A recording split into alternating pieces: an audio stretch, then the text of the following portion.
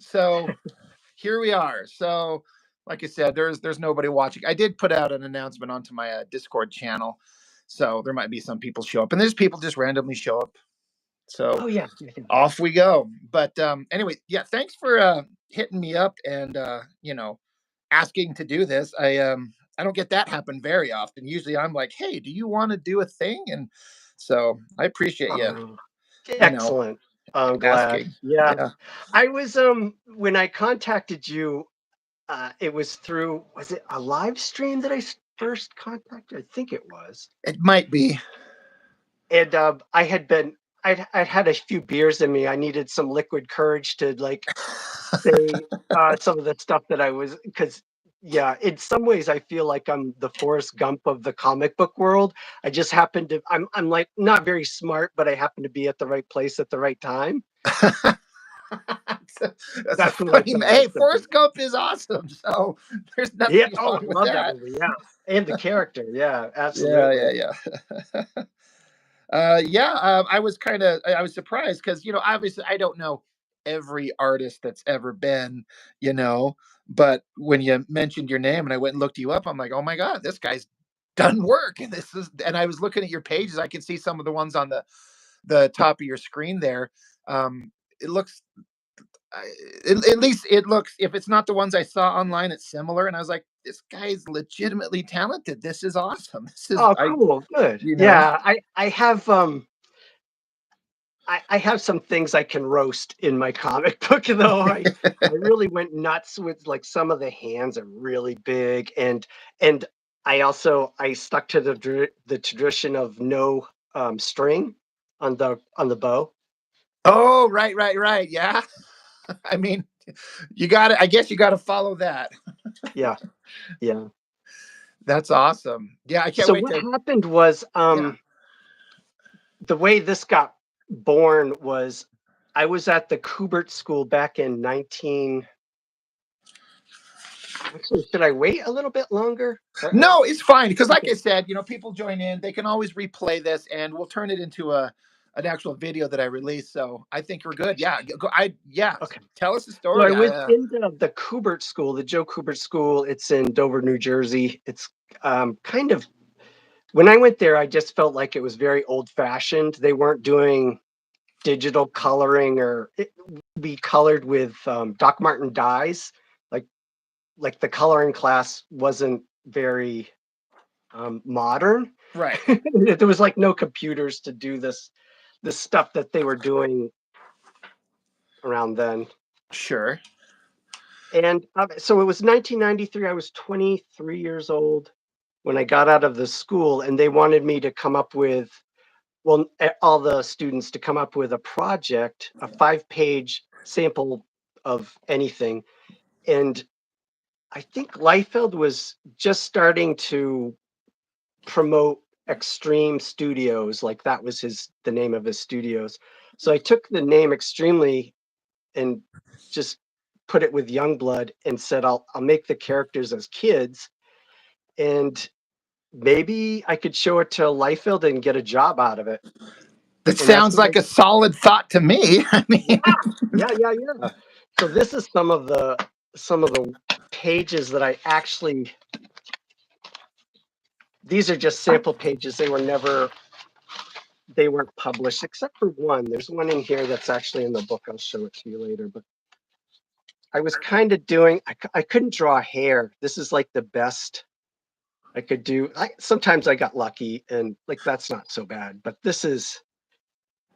that's rough. I But mean, it just to all give looks you an pretty idea of dang good to me, I mean, dude. this is what I showed Rod Liefeld in order to get this job. And it was what happened was I went to the San Diego Comic-Con in 1994, and I had one goal, which was to find Eric Stevenson, the Right. editor that worked with Liefeld. Yeah. Yeah. And so I went to the convention and I walked around. I did normal fanboy type stuff, and then I saw him walking just randomly because everyone wears those like little name tags. So I went up and I said, Eric, Stevenson, can I show you these this idea I have called Extremely Young Blood? And I showed him this was the quality that this is the actual page. I don't know why. Whoops, I don't know why I put word balloons on there. I shouldn't have, but they didn't care. They thought it was, well, Eric Stevenson was like, wait right here. Don't go anywhere. I'm going to go show Rob. And it was right, it was in the middle of the convention hall. And so people were walking around, and I just stood there for about 10 minutes. And then finally, Eric Stevenson came around the corner with Liefeld and a few other guys. I must have been Dan Fraga too, because Dan Fraga recognized me the next day and I had no idea who he was. So he must have been there. Right. And Rob said, how would you like to do a comic of this? And I said, yes. Oh my It God, was, that's like the dream. yeah, yeah. So it wasn't in an office. It was in the middle of the convention, like in a hallway of the convention. And that was pretty much it. Uh, he just like, he said, okay, we'll send you a contract and you can get started. And I said, do you think, are you going to send me a script? And he said, no, just make it up. Oh And I my, said, I that know, sounds like something he would do. I don't I know him, know. but just the like, fuck it, who cares? Just make it up. We'll print it. At that time, like anything would work. But that shows He said they profound. would put writers on it after it was done, Yeah. after I had drawn it. And so basically, like, I wish there was a camera on my face at that moment that he Right. told me to just make it up, because Oh, now I'm not a writer. I don't know anything about it. it's, I just draw. That's it. it's all on But you, right? yeah, yeah, yeah, exactly. Oh, I mean, So just got to say, like, just looking at that art. I mean, I looking at that, I'm like, that looks exactly like something they would and were yeah, publishing at the time. yeah. Better than some of the stuff they were publishing. I completely understand why he would look at your work and be like, "Boom, hired, let's go." You know, Yeah. Okay, cool. I'm it glad to hear looks that. Thank you. fantastic for that era. I mean, like, it looks great. So, was this your first?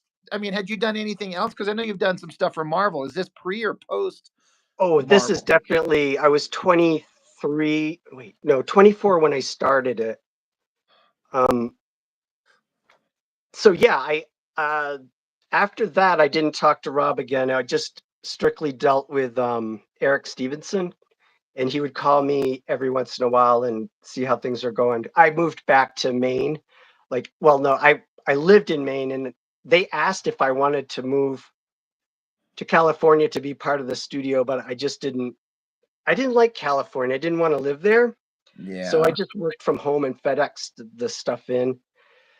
But they were true to their word. As soon as I got home, about a few days afterward, the FedEx came and they had a contract, and they were paying me $250 per page. Oh my gosh. And it's up to me to figure out the comics, and I'm like super poor, so why not make it a 48-page supersized special? Why Like, not? you don't give a kid off the street that much money and just say make up your own book. Just do your own thing. Wow. Yeah, it was wild. And when I told some of my friends from the Kubert School how much they were paying me, they were like, there's some people at Marvel that have been working there for a really long time that Oh, couldn't make that kind of, well, not back then anyway. I don't know what right. it's like now.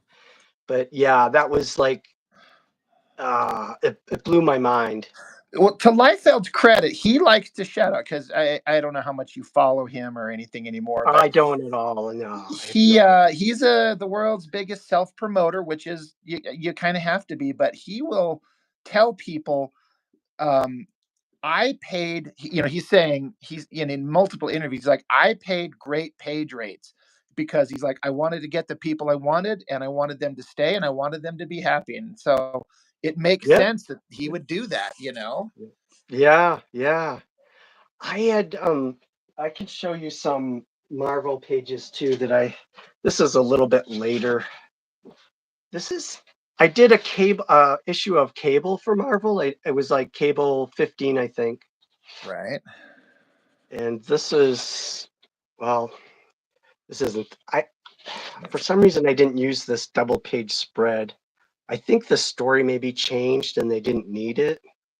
Ugh. So, I mean, but I it was assume you about, get paid for doing it, even if they didn't use it, right? um, yeah, I think so. I can't quite remember what happened on that Right. particular. Been a minute, I'm sure, right? Yeah. And more young blood. Oh, here's a Cable sample page. Look at all those lines. Look at it. It's just it's almost looks like construction. Like I don't know, um, architecture rather than a body. It's just like so many lines on there. But it looks like that 90s aesthetic that everyone was into at the time. And honestly, I feel like there's a big part of the audience out there that's mostly older guys like us who grew up with it. They're like, I miss this. I want this. So much modern art. Like there's so many good artists, but it's all so boring. This looks exciting. And there's excitement missing, dude. It looks great. Lots of lines. Yeah. So that's where I was at. Probably that was more like nine. I was probably 25 when I did that one. So Here's a is George that Jones. Youngblood book? That's the book that they said just do what you want, and that's the actual book itself. Yeah, that's and what happened. So I milked this job. I it was almost 2 years for me Holy, to get this finished because oh they paid shit! me so much money and I was so used to being poor that I could stretch like I would only have to do like a couple pages in a week if I wanted to. I just yeah, that's the danger of getting paid too much is Right, and letting a kid just I was thinking having a writer is so important because it gives you a beginning, a middle, and an end. You know when things are gonna stop, you know? sure, So I yeah. And it also challenges you if you have a writer because they'll force you to draw things that you haven't drawn before. So you can right, evolve as an artist, whereas I think Liefeld just kind of wanted, well, Extreme Studios just wanted to do their own, just wanted to do poses and right, not a lot of cars and right. Cars are hard. I hate vehicles. Oh my gosh, it's that so. reminds me that I do have this. This is in the comic. This was a photocopy of the page that I use. That's in the comic. So let me show you. I'll show you if I can find it really fast. Oh, there it is. Nice.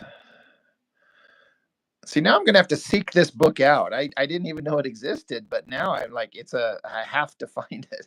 It almost didn't exist because I was on the last 7 pages, and Eric Stevenson called me up and said, "We can't pay you for the rest of the book. It's we're killing it." And Oh, thought I thought it was because it just sucked and it was my fault. But then I was watching Image Revolution, that documentary. Have you yeah. seen that? I've parts of it. And I realized that it was the same time where Rob um, was not fired but resigned. Right. Yeah. And they were talking about how he looked around and was like, "Oh my God, I've got all these people I've got to pay." And Yeah. I was like, "Oh, that was me." I was probably on the bottom. I mean, I wasn't even part of the studio. I was just in Maine on my own, so I was probably the first to go. And what I did was I said, is there any way you can pay me half of my page rate for the last 7 pages and you keep all the original artwork?" And they were like, "Let me talk to Rob." Eric was like, "Let me talk to Rob and see." And then like later that day, he was like, "Yeah, we could do that." And so I did get paid for everything under, and they were very honest with me about it. But the book actually did get published, and the only way I found out was because they had sent me a box of comics that were, like 25 issues of it or 30, something like that. Yeah. And I was like, wow, they did publish it. And yeah, so That's a crazy, that's an awesome story.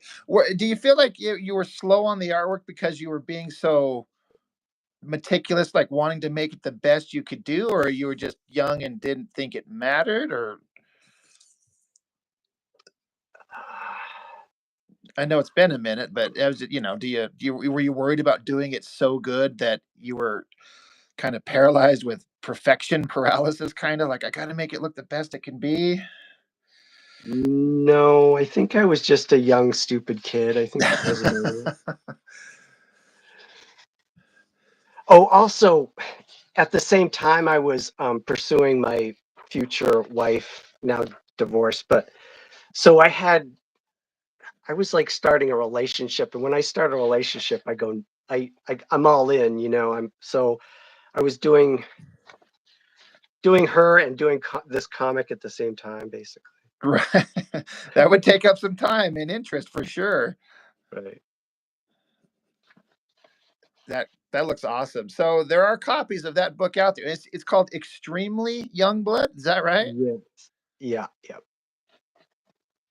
And oh my god, I gotta go do a search for it. I gotta see if I can find it. That sounds fantastic. I mean, it looks great. I mean, I would, I know a lot of guys, myself included, would love to be able to be like, look, I have a book that was printed by Image Comics in this era. Look, here it is, right there. Yeah, there's a few things that were that surprised me, because what I did for the Bad Rock, there's a separate story with just Bad Rock, and it's kind of like a flip book in a way. Sure. And what was I did the dialogue on this whole story and sent it to the writers after the book was done, of course. So they used all of my dialogue, and I was, except for maybe a couple places, and I got zero credit for that. So Oh, basically, I plot it and I dialogued it. That means I wrote it, right? I mean, yeah. Who else? What else is there to do? I mean, plot Right. it and then put on all the dialogue. And so I'm a little bit bummed out that they didn't give me credit. It's like Tom and Mary Beerbaum. Never heard of I them. like their writing too, but I was really surprised that they didn't give me a little bump there and credit. And also, Liefeld took credit for Extremely Young Blood idea. I mean, of course. Yeah, but I mean, he could have given that job to anybody. He didn't have to give it to me. So that was really that was that was cool of him to do that. I Yeah. Yeah. Just a quick pause. A couple people in the channel, and Antonio Ray, D Man Unknown says they are looking amazing. Montoya says hello there. Sheldon Martin, he asked, we actually, you kind of already covered this, but he asked, did you work in a bullpen style with Extreme? And obviously you kind of talked about how you you lived in Maine, you saying at the time. Yeah, I still So do. Yep. yeah, Yep. and so Yep. you wanted to stay where Yeah. you were at. And So Wildstorm asked me to move to their studio to be part of Wildstorm at one really, point. Yeah. Yeah. you know It was Chuck Gibson, right? Who I work with. Yeah. Yeah. He got hired by Wildstorm, and he worked Yes. in studio with them for a little while. And he Yeah, I tells us didn't I'm he sorry, go ahead. he tells a story of I can't remember where he said he was at. Um, I don't think it was a convention, but maybe like a comic signing place. And Liefeld saw his inking samples and hired him on the spot. Wow. And he says J. Scott Campbell was their brand new hire and witnessed this. But the problem is, and again, I'm not trying to speak for Chuck, but he said this that so then he spent the next like year trying to get Liefeld on the phone to give him the gig that he said he could have and never could get a hold of him. And so never got to work. I think he said it was about a year. And then, however, it come through Wildstorm hired him, and he worked in studio at Wildstorm Studios. Got trained by Scott Williams for a Wow. couple of Oh, years. man. Yeah, Yeah, that's the beauty of being in the studio is that you get to see like all these amazing styles and talent and the grind and all right. that. Yeah, it's an energy of its own. And I feel like an artist, you couldn't help but level up really fast because you're surrounded by all these great artists, including like if you're at Wildstorm, you got Jim Lee and all those guys, Will's Portasio, and then if you're lucky to be at Top Cow, you got Silvestri to learn from. So you're going to have the ability to learn from the best, and then um, I think I would imagine, like Chuck has said, like there's a certain amount of like I want to be better than the other guy, so you push yourself to be really good. You don't want to be the worst. You want to be, Right. you want Right. your work to Yeah. be respected. You want to like represent, like you want to show up with Good. your best work in hand. So it seems like a great opportunity if you could get it. Yeah. Right, right. Oh, that's wild. Yeah, it was this the the woman who called me, her name was Sarah Becker. She was an editor at Yep. Wildstorm. And it was weird. It seemed like not long after I told them I liked Maine and I didn't want to move from Maine, and she understood that. And it seemed like not long after that she was on my television on MTV Real World, I think it Yeah. was called. Yeah, she Yeah, was. yeah. Yeah, she I was did like, that. well, that's I just talked to her not that long ago. Yeah. What's going on?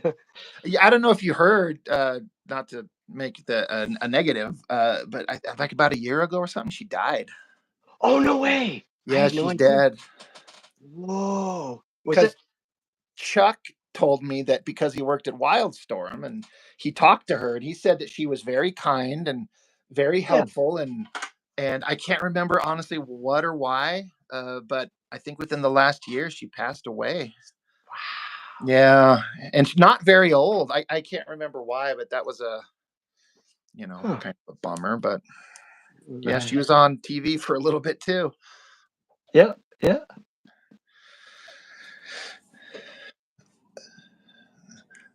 So yeah, hey Sheldon, or rather not Sheldon. He said that would have been cool to work with the likes of Campbell, Sheree, Turner, Finch. Yeah, that would.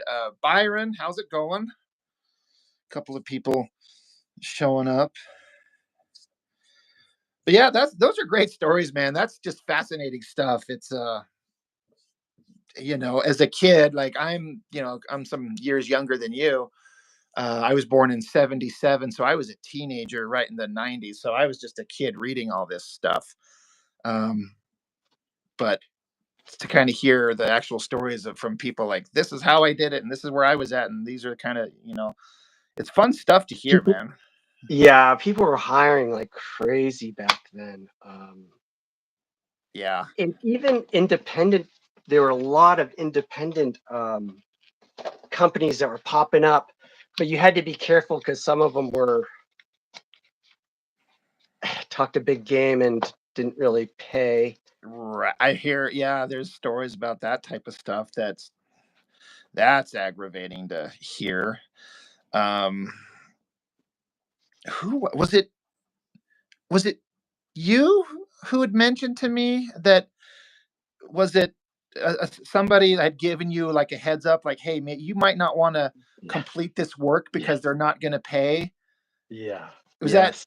yeah, Yeah. I I think don't you were mentioning I that to me. Yeah, I decided I wasn't gonna talk about that company that went bankrupt and was pretty popular. Right. Sure. And yeah, I do. Let's just say I will never.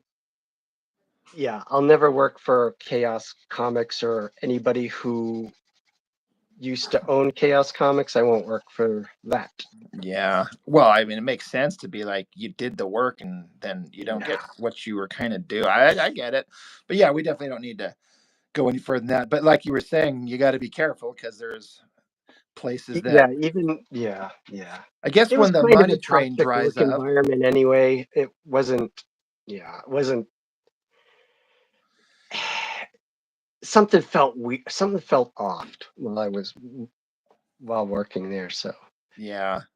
Well, yeah, again, I was just a fan observing at the time. So the only thing I know about anything. It's just what I've read in terms of interviews or public knowledge. But Hmm. it seems like comics for a minute was just booming, and the Yeah. money probably felt like it would never dry up. So just do anything, and then suddenly it was like, and it's done, Right. and Exactly. it's over, and it's gone. There's nothing else you could do, and Right. suddenly people who did work are not getting what they were kind of told because there's no more money to pay it, and then What you goes hear up stories must about come down, artists sort of thing. Yeah. scrambling. Yeah. It was. Yeah. Neat. Yeah. What comes up must come down. It had to happen eventually. Yeah. All Uh, this well, there were so many gimmick covers too. Was just out of control. yeah, yeah. And I look back on it, I'm like, you kind of can see how kind of ridiculous it was, but at the same time, it was like the funnest time I'd ever had as a fan reading Yeah. comics. The Yeah. excitement was unbelievable. Uh, Yeah. and so I feel like there's kind of a market somewhere to like capture that same kind of style and flair and energy, but make things better quality than they were before. Somehow there's kind of a balance to strike somewhere.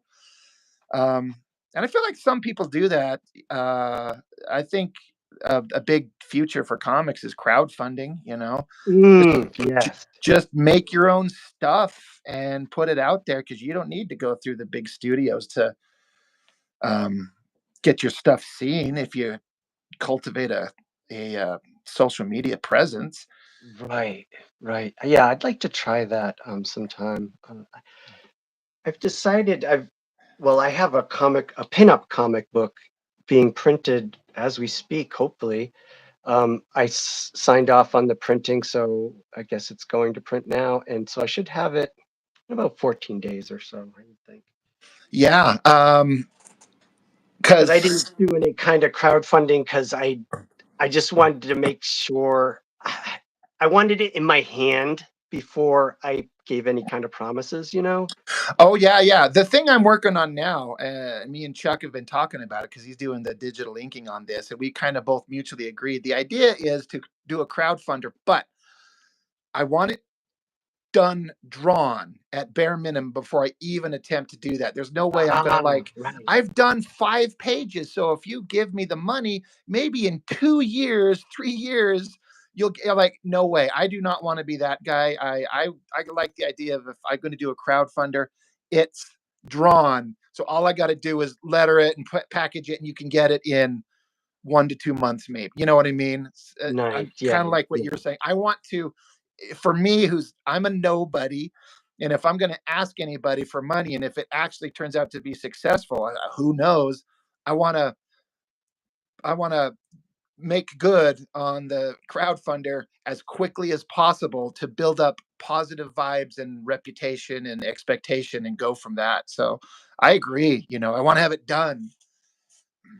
How many will you print up? Do you know, or are I you mean, going to wait? honestly, the printing place I go through, it only requires 25 issue minimum. So that, especially if it's for me, it's just a black and white comic. The color on the cover is factored into the price already. So 25 minimum issues is not that expensive. So if as it we'll see how it goes. I've never done a crowdfunder before, but I'll put it out there and see how many people want, how many I'm Yeah.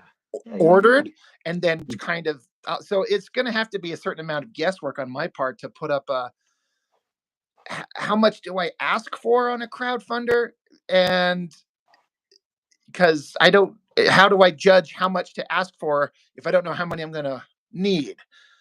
But Mm, if it does really well and I get a bunch of orders, I can just order as many as I need if the crowdfunder goes well. So, yeah. Yeah. Yeah. Yeah. but I have no reason to think that it will because I'm a nobody, but that's why I get to put on the cover or the crowdfunder, I get to say Chuck Gibson, former Image comic artist. That would make me stop. If I know if I'm scrolling, Rob Norton is nobody, but Chuck Gibson, inker for Wildstorm Image Comics. And I've told Yeah, him, I said, part of the selling point is you. And he's like, dude, I've been out of comics for years. I'm a nobody. I'm like, no, no, but you are somebody. You've done this. And so, and then building my YouTube channel, I'm at 6,400 people. So I have a little bit of an audience to advertise to. So right. hopefully it'll all kind of work out. We'll see, you know? It That's exactly, yeah, I s I'm only printing up 30 copies of two different books, and I'll go from there. And maybe I won't need to print up more, and that'll be it, and I won't have to lose money on it. Right. Yeah, the same printing company that I use, they also do 25 as the minimum. Is it Comics Wellspring? Yes, Yeah, yes. that's where I do. Yeah. I've never had a problem with them. They do pretty good Oh, work. And cool. Oh, that's good to hear. yeah. Y- this book, I started it a year, no, I think it was almost like 2 years ago now, and I paid them to get it printed, and I got a sample of it, Yeah. and The I proof looked through it, copy, and right? it was like the pages were all like all my figures looked squat, like the pages were squished, Uh-oh. and I was like, is this the printer? And I went to my computer and I realized that I don't know what happened, like my brain broke or something, and I had made all these figures like really squat. I'm like, that looks really bad. And then I bought a new monitor, and that helped. But I think it was partly I had a like an old monitor that I bought from a flea market Uh, back in 2003 or something. And yeah, I don't get it. I think something was just real. So, anyways, I just stopped. I was like, I'm not going to get this printed, and I just left the money with them and never printed it. And so now I'm here. I So about a month ago, I said I'm ready to print my comic, and I'm wondering if I can use that money that I gave you 2 years ago for this project. And they're like, well, we can't give you a refund, but we can give you a store credit. And I was like, yeah, yeah, that's all I really want is a store yeah. credit. Yeah. And they worked it out, and I was like so happy that I could I paid them like they waited basically 2 years for me to finally Yeah, I've get had it nothing but printed. positive experiences with them, and they're willing to Yeah, work with you. I've spoke to yeah. them on the phone about issues I was concerned about, so I highly recommend them. Um, in the chat here, just real quick to check up or catch up on the chat. Sorry, let me go back real quick. Count Chocula, he's in the chat. He got his book printed through the same guys. I think I recommended them to him. I believe he can clarify for that. Byron says that's a gorgeous figure. The lighting on that drawing is sublime. Talking about your work, dude. We got to talk about your Oh, current stuff cool. Yeah, there. yeah, yeah. Yeah. Sheldon says those foil and holographic covers got me every time. Right? I know they look so good. I actually really like them. Like I still think they're Um, awesome. the cool thing about even if you do a fill-in job for Marvel or DC, they'll put you on the comic book list and they'll send you every comic they publish every month for free. Oh So wow, for a while, I was getting every Marvel and DC comic they published like every month. It was amazing. that's awesome, dude. That's awesome to hear.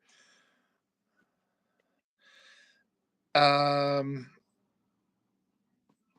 yeah. It's awesome to see. I know there's a lot of artists that kind of have a particular kind of art style back in the day, and then they learn, grow, change. And I mean, the stuff that you do here, like on your page on Instagram, like Oh yeah. I've shown a couple of people when I was doing some live streams. I'm like, look at this guy's work, and everyone was like, "Holy shit, is that good?" It's it's like, I'm trying to think if like it's like a combination of like the soft kind of shading. Like I see like Alex Ross kind of in it. Oh, nice. Wow. That's Like nice. his pencil work. When you see him do penciling and shading, I see some of that there. Um Yeah. it's got Yeah. kind of a cartoony, like Campbell vibe to it. Yes, yes, yeah, J. Scott Campbell is huge influence. Well, So at first good. it was Art Adams when I was real younger, and then J. Scott Campbell came out, and I was like, "Oh, that's my favorite now." And yeah, I lean into that quite a bit when if I'm not doing something realistic, I tend to like fall into the that cartoony vibe. Yeah, and then all that stuff on your page and what you're doing here, it's like it's so obvious. Like, I mean, it's obviously the skill of this. It, I like to draw comics, but I'm also one of those guys that's, I mean, I'm a man. I like women. I like to draw. So I like to draw women. I love drawing figures, beautiful. Like, this is stuff that is in my wheelhouse of interest, big time. And that looks incredibly good. Like, so you're saying you got a sketchbook coming of that kind of stuff? Uh, Is it it's this kind of it's art? yeah, yeah, I would say, well, there's some, yeah, it's basically commissions that commission me to do whatever. Yeah. Like and I've got some amazing ideas from just collectors that want me to draw. One idea was Swamp Thing spanking Poison Ivy, and Hell there's yeah. leaves coming off of her costume, kind of thing. Yeah, so unfortunately, like some of the best ideas is older work, and like the faces just felt off. Like I wanted to get that artwork back and change it so bad because I mean, younger me thought it was perfect the way it was, and or I was just in a hurry, or who knows. But so I took my drawings like this, the scans of them, because I would scan them before I would ship them to Of the course. collector. I'm the same way. I need copies of this stuff. Yeah, yeah. So I would take I what I did is I took the scan, and the things that I wanted to change, I just did a digital painting in Photoshop over the pencils and changed things that I didn't like about it, but basically kept the idea. What I didn't want to create another piece of original art that looked exactly the same. So I figured if I just do it in Photoshop, it at least the person who owns the art, it's still their original piece of art. It's not like there's another one. It's unique. There's Sure. no two exactly the same. Yeah. Um, so yeah, I've got some digital artwork, but it's all this grayscale. I didn't it My comic is going to be in black and white and grayscale basically, and I do have a lot of pencil art in it as well. So a little Yeah. bit of digital painting and a little bit of pencil artwork, but it all looks basically like this. That's fantastic. And honestly, crowdfunders, you know, sexy girl artwork stuff, from what I see, that stuff always seems to do well. So, Yeah, depending yeah, on yeah, how yeah. you kind of proceed and what your kind of goals and what you want to do, like, that looks amazing. And you Hmm. have the actual, like, no joke ability to say that former artist who's worked for these people, 'cause again, as a fan, if I'm scrolling and it says artist who did this stuff for these guys, it makes me stop. I'm like, oh, worked for the Oh, professionals. What are they doing now? It instantly stops me in my tracks. So, and that's what you oh, need to get somebody to, like, look at what you're doing in a sea of crowdfunders everywhere. What makes a God. person stop and look? Yeah, that makes sense. You, Right. and you've got the credentials to say, I've done this. And then you go into and look at your work, follow your social medias or whatever, and see this stuff that you're doing. I would, like, instantly, I'd be just like, oh, well, I'm a fan. I'm following. Oh, cool. Very It's, cool. it's so good, that stuff that you're doing. It's the type of stuff, like, I've done, like, let me grab it real quick. Hold on. Here we go.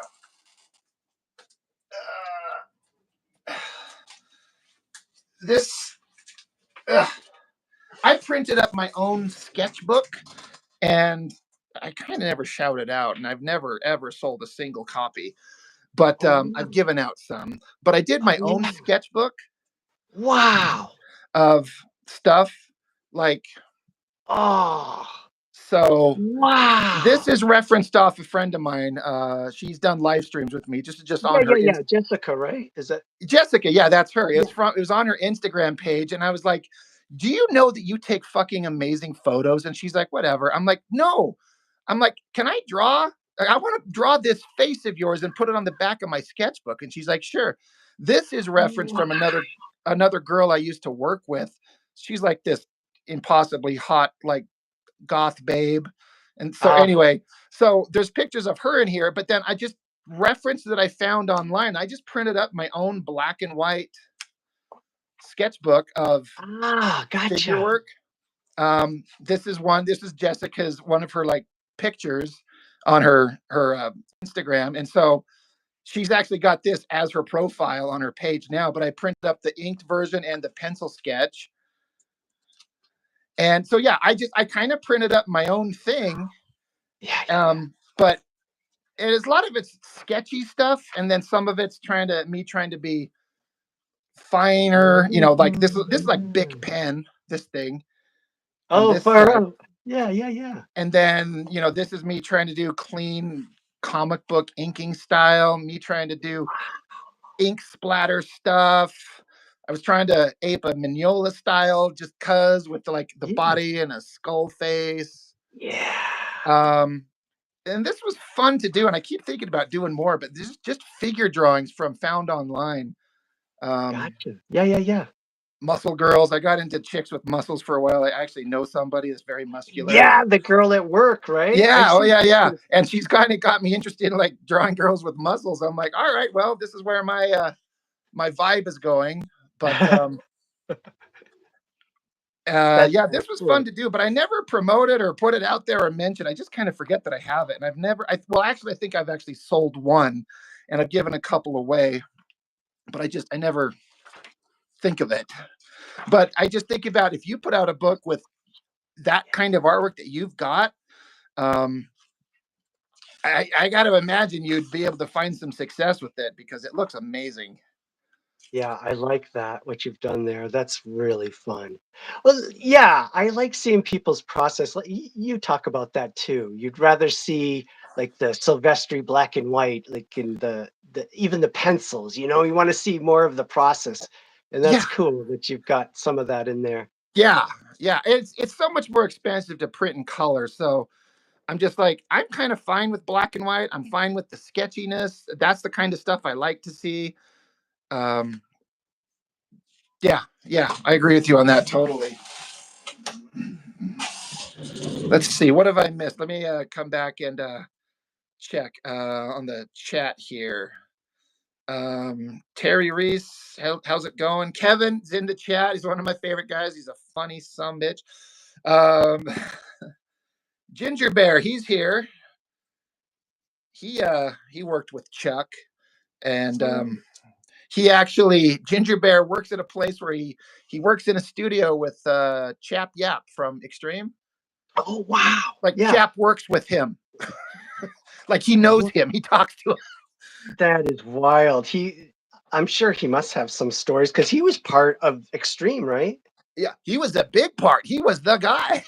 Oh, wow. From what Ginger Bear's told me, he moved out of comics and he's kind of just left it behind and Mhm. not really his interest anymore. But I'm like, tell him there's the aging fan base who are kids that love him and would love to hear from him. He could probably find some success if he wanted to. Right, Um, right. because he was the guy drawing Team Youngblood and all kinds of stuff, and he did a ton of work. Wow. Yeah, I kind of lost track of after the Youngblood job was over. I just kind of mm, forgot about all that stuff. But yeah, I remember him being on something. Was it Newman? Was it called Newman? The I TV don't think show? he drew Newman. I mean, that was one of the extreme books. Okay. Yeah, Ginger Bear's right there. He says, I keep trying to talking him into doing more comics. Yeah, yeah. Um, Ginger Bear says he was in their fancy offices at Extreme. He's a family man and then a storyboard artist at Blizzard now. Um, I'm sure that's less stressful and Yeah, Yeah. he's not worried about where's the next paycheck coming from with comic art is a consistent job. So, it sounds like he kind of left it behind. But I'm like, yeah, but people want to see more of his stuff, even if it's just a minute, just for a bit. Yeah. Matsuda was on Newman. Oh, that's who I was thinking of. Matsuda. Yeah, Yeah. yeah, Ah. yeah. But yeah, Chap did Team Youngblood forever, and then he did that Sword and Stone series that was pretty good. Artistically for him, I mean, it's Ginger Bear. Like he said, he keeps trying to talk him into doing more work. I have this fantasy that eventually, um, through my connection with Ginger Bear, that maybe it would be like the greatest thing to like get him on and have a chat with him. That would be like incredible. But Yeah. just like there's so much of the fan base that just loves his work, and because Wow. a lot of us grew up with it. I wasn't a fan at the time, but I see the work now and kind of see like the guy learning and growing and getting better. And just to get to talk to anybody from that era, like you, man, like you were there for at least part of it. You were part of it. Yeah. Yeah. I was just a teenage kid. I was like 14, 15 during 92, 93. Um, it's just fun to talk to people who were there and have, stories to tell. I agree. Yeah. I I would like to. Yeah. Hopefully you can get Cheppy up to do that. That would be so I mean, cool. I don't think I've ever really brought it up to that Ginger Bear. He's listening now. He's probably like, yeah, Rob, that ain't happening. But in my fantasy head, it's like there's a connection. I know a guy who knows him, so maybe But it could happen. yeah. Another fantasy in my head is that I live here in Utah, and Ryan Otley of Invincible, he lives in Ah. Utah, and I've met him several times. He knows me, so I'm like, God, if I could chat him up because Invincible is so popular, that'd be amazing to get to chat with him.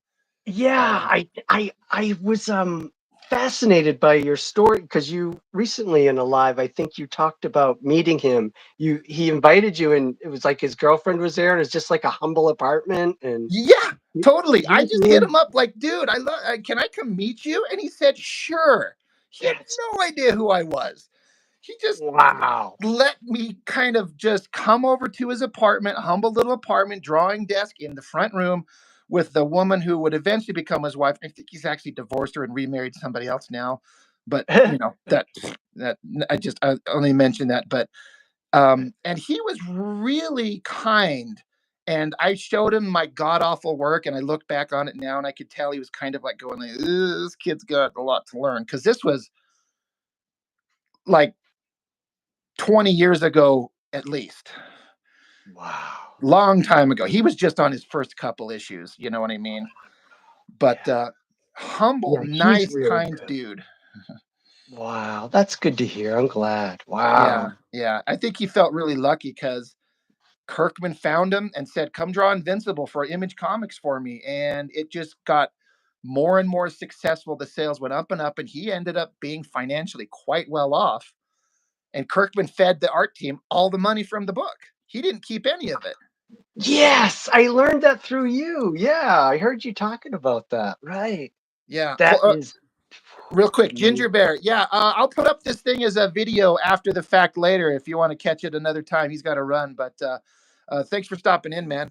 But yeah, Otley put that out there. He said again, this wasn't me. Like I think I heard like this came from Otley. He said that sales kept going up, and Kirkman gave all the money from Invincible to pencil or ink or letterer, whatever, all colorist. He didn't keep a dime because he got it. He's got Walking Dead making him a millionaire. He doesn't need it.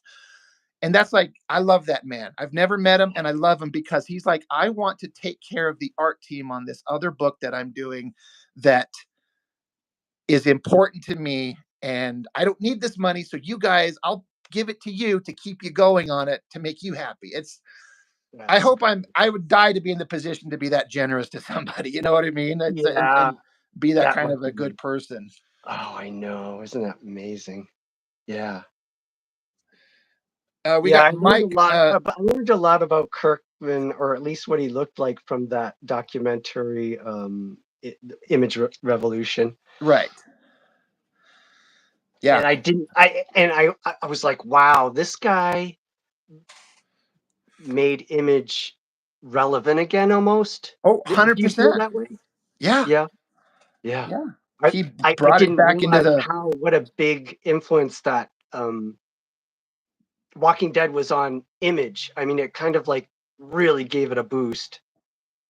yeah, absolutely. Real quick in the chat, we got Mike McMahon. He's a professional artist out there. He's in the chat now.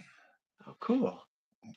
Really good. So that's one of the things about this channel that's been really kind of humbling and exciting for me is I get to run into guys like you or him or Chuck or Ginger Bear who knows Chap and he's done some stuff in comics. Like I get to meet you these guys and the opportunity to chat people up. Yeah. And you're such a good well, you and Jessica both uh, are really good at conversations and picking. Well, and your humor is fantastic, so that's fun too. Yeah, I miss having Jessica on. She's had some life stuff that's kind of got her distracted and Yeah, but I she kind of heard. can't make it anymore. But I told her, I said, in my opinion, you're part of the charm of the channel because you're funny. You've got a great sense of humor. It doesn't hurt that you're cute as hell, so it makes people look. No one wants to see my fat dumbass. But I put up a picture of me and her going live. I'm like, oh, there's a cute girl that draws art. You know what I mean? I mean, like, and she's like, whatever. I'm like, no, you don't get it. Trust me. So hopefully, when things kind of calm down and kind of level out in her world a little bit, we can get back to it. But I do miss doing live streams with my buddy all the time. Yeah, that's cool. So you were friends from high school, or? No, we the place that I still work, I work at Home Depot. I'm Uh-huh. coming up I'm at 19 and a half years working for them. But she worked at one of the stores and we just kind of connected as friends because she was an artist and so we'd sit down and talk art back and forth. And sometimes you just run into people where you just kind of click. Like you just it's like you're instant friends and you feel like you've known each other forever. And there's a 14-year age difference between us. When I met her, she was like Oh, 20 or wow. 21, and I Mhm. was married, so it wasn't like a weird thing. But it's just like she's just funny, and we talked and chatted and shared art, and then we Yeah, were yeah, friends for yeah. a while, and then we kind of lost contact, and then we kind of reconnected, and then I started the channel, and she said she had a great time doing it. I'm like, anytime you want to live stream with me, let's do it. She's like, hell yeah, you know. So that has been a lot of fun. Hopefully, we'll get back to it. Yeah, she always had a good attitude about everything she talked about. It's really, I hope things work out. Yeah, she's having a rough go. But I think she'll be all right. But anyway, yeah, just these able to make these connections to people and meet artists, and even I've got to know several artists and people, creative types that are not any kind of like professional capacity, but they're some of the most amazing artists. Like I was just losing my mind last night, I think it was, or the night before. I can't remember.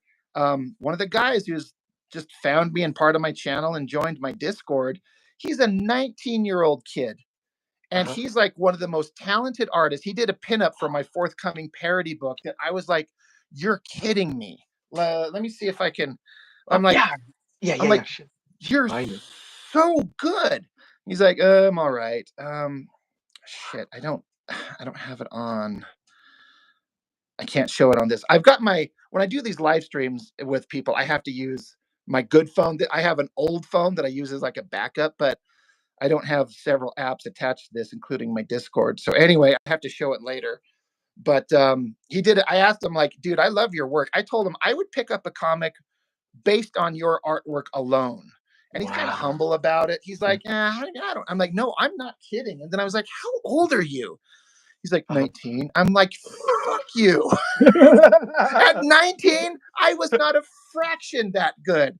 And I said, there's just some people that are just like Joe Madureira, for example. Yes, I was thinking of that too. Right. Yeah. Very, what, 16? He was interning at Marvel.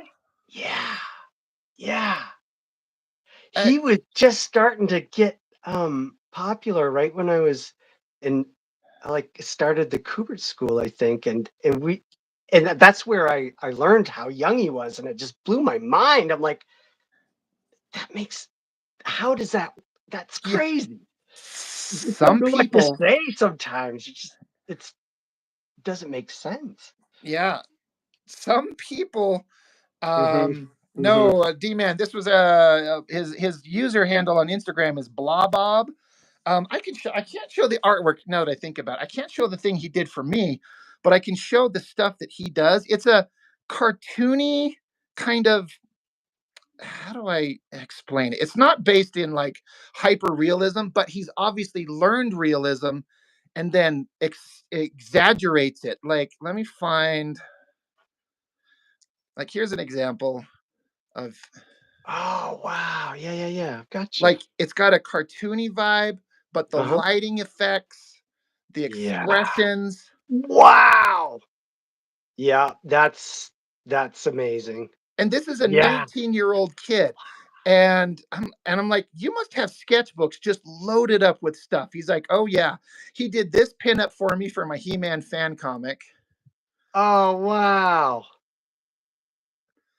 Right on. And then this, look at this Dr. Manhattan. Like, Fantastic. again, look at the anatomy. It's all Yeah. there, but it's Yeah. pushed into a cartoony kind of exaggerated. I was Yeah. like, I would buy a Wow. book based on your work alone.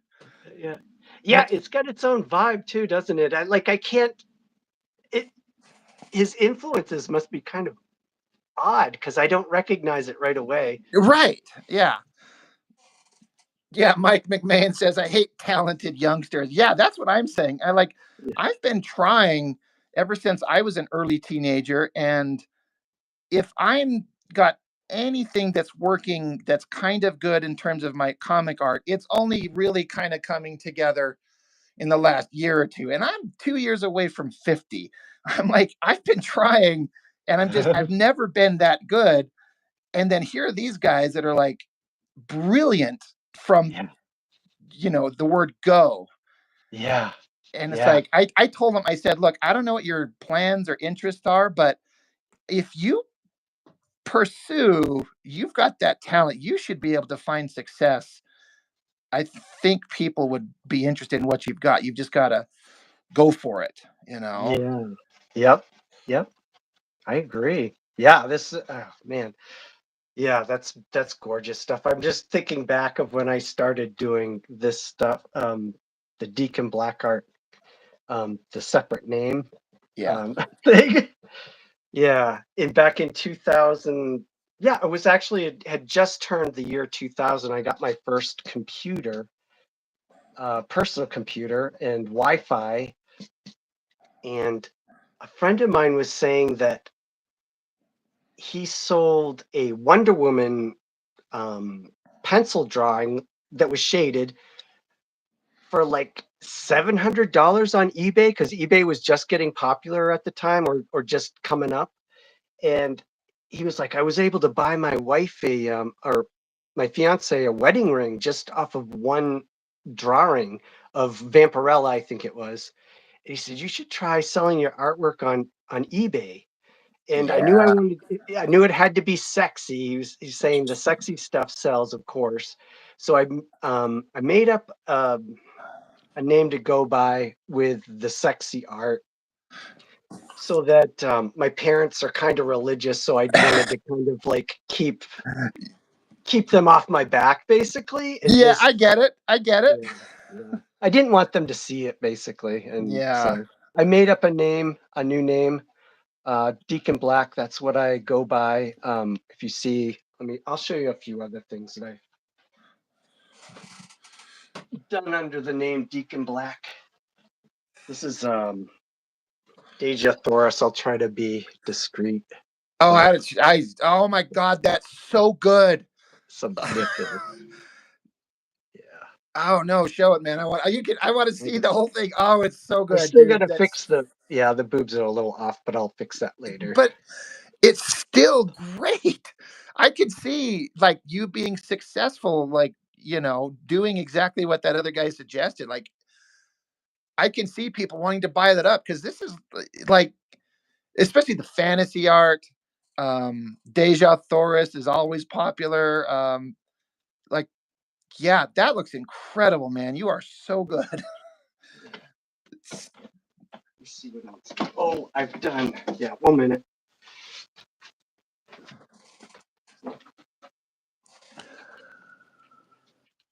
This is. I hate doing color, but I did do this. Is that digital color?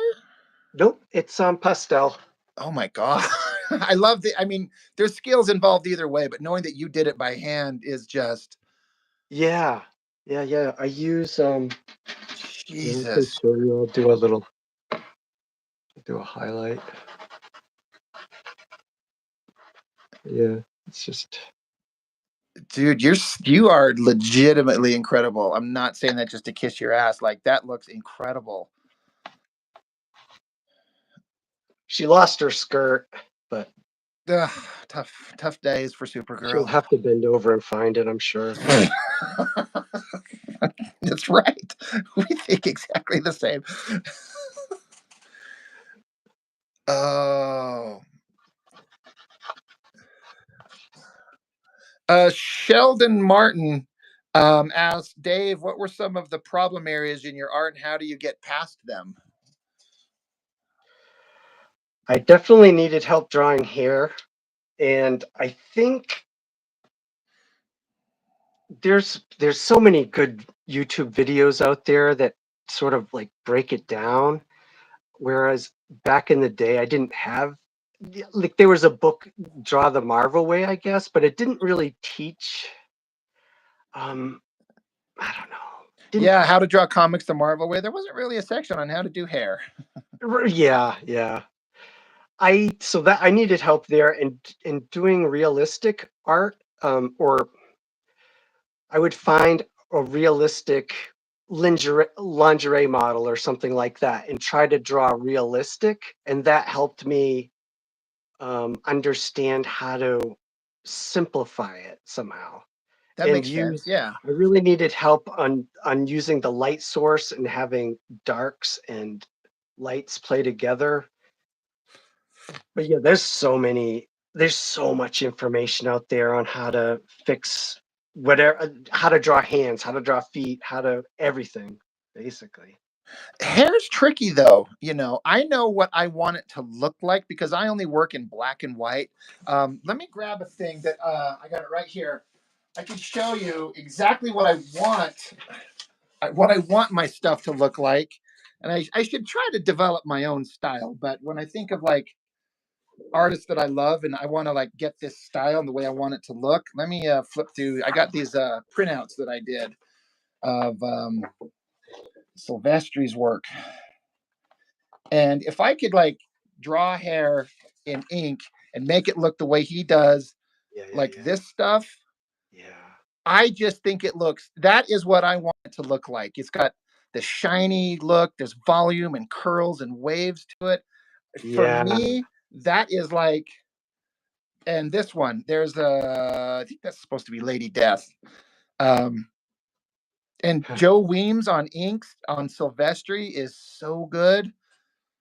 Um, Yeah, that looks fantastic. I see this stuff and I'm like, this is what I'm pursuing in terms of what I want my art to look like. Even it doesn't have to be girls, but like the darkness here. Let me bring it up close. That shine in his hair, Mm. and then all Mm. the cool random lines. Like, Yeah. hair is Yeah. hard. This is Yeah. you know, that's what I'm I looking loved for. his Batman Joker. Was it duo? Deadly duo. That was awesome. I didn't know that existed until you've done a video on that. I can't remember if it was you or someone else. I did a couple because my local comic shop kept missing issues. So I only got like every other one.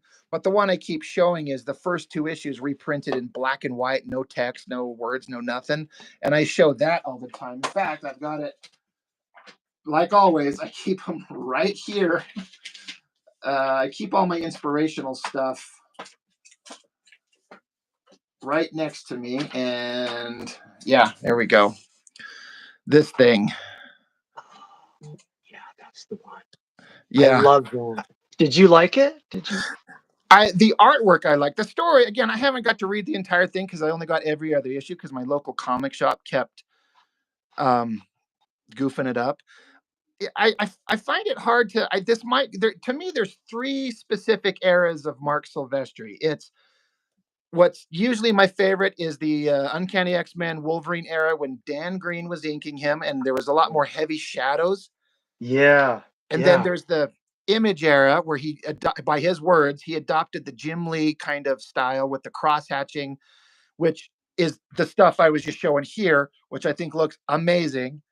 But then this stuff where he just inks himself and he inks like he's using his pen, like almost like a pencil to just scribble gray tones in there. And it looks awesome, but I can't say it's my favorite, but Mm, it's amongst the best stuff I think being published currently. Like, look at this city shot. yeah. I don't even know where you start. Like,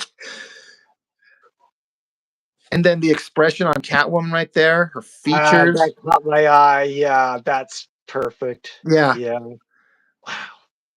I've So got to get that. That's something that I would really dig, I think. apparently there's an artist edition out there with all of the pages in black and white, but it was only printed in France and it's gone and you can't find it anymore except in the aftermarket for super expensive.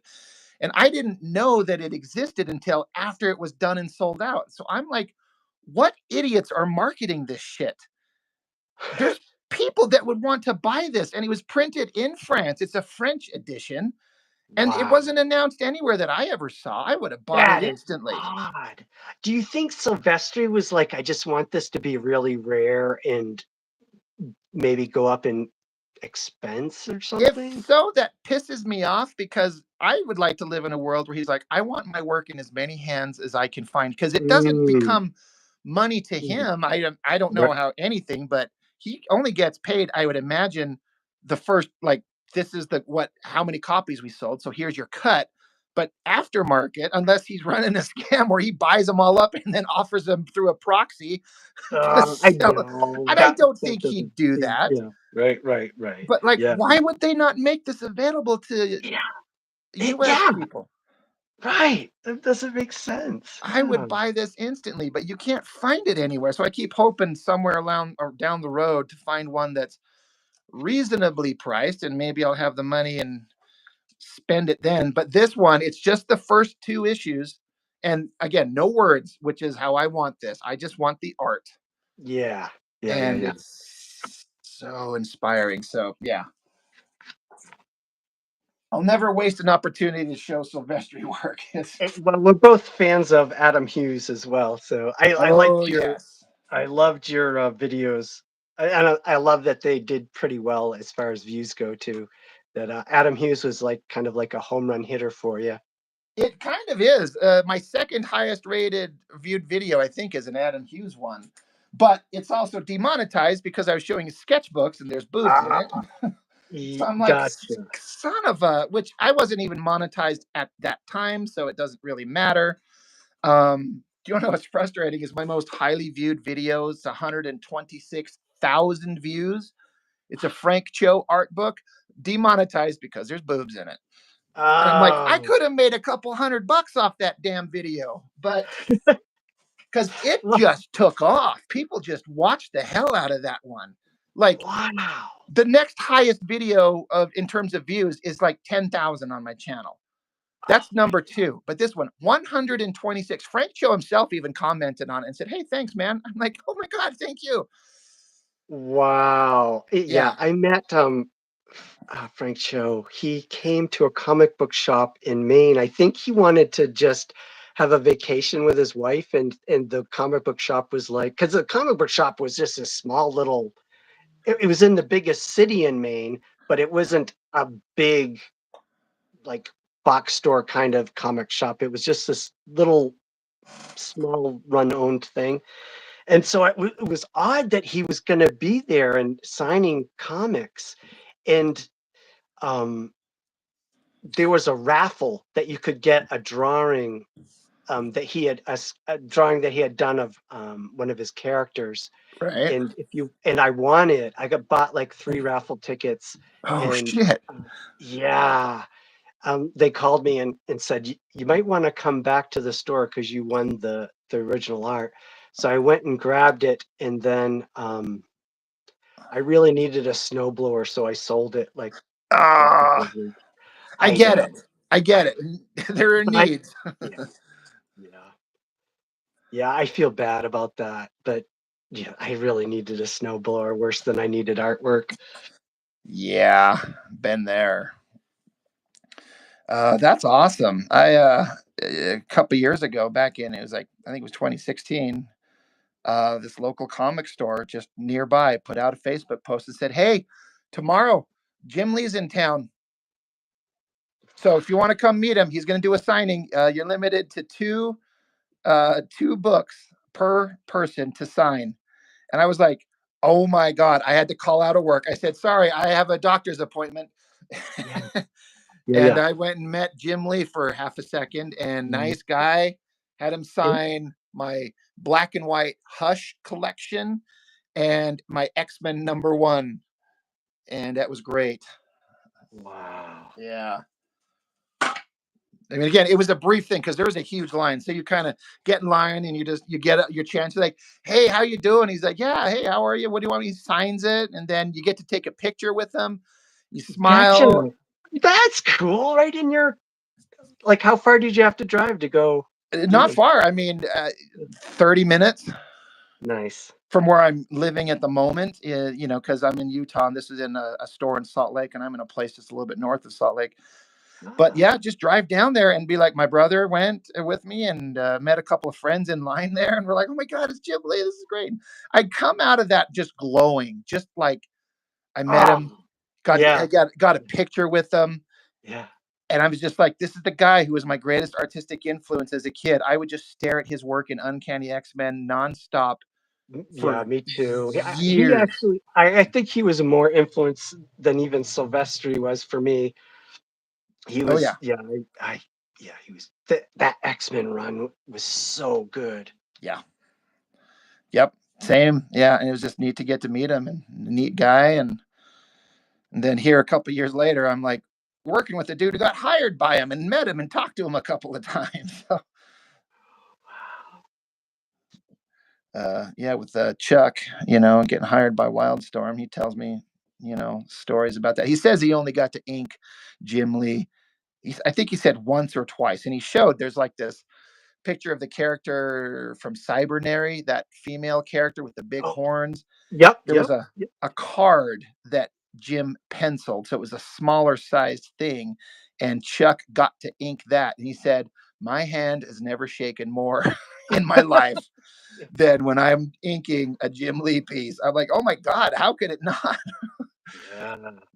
I remember seeing a video. Richard Friend was talking about doing inking over Travis Charest or Yeah. Charest, Yeah, how the he says charade. That's how I call it because that's what Richard Charest. Okay. Friend, and he knows him. So, And he said you almost kind of have to look at it like it's an Olympic event. Like, don't drink any coffee, take care of your body, because you've got to just be so precise.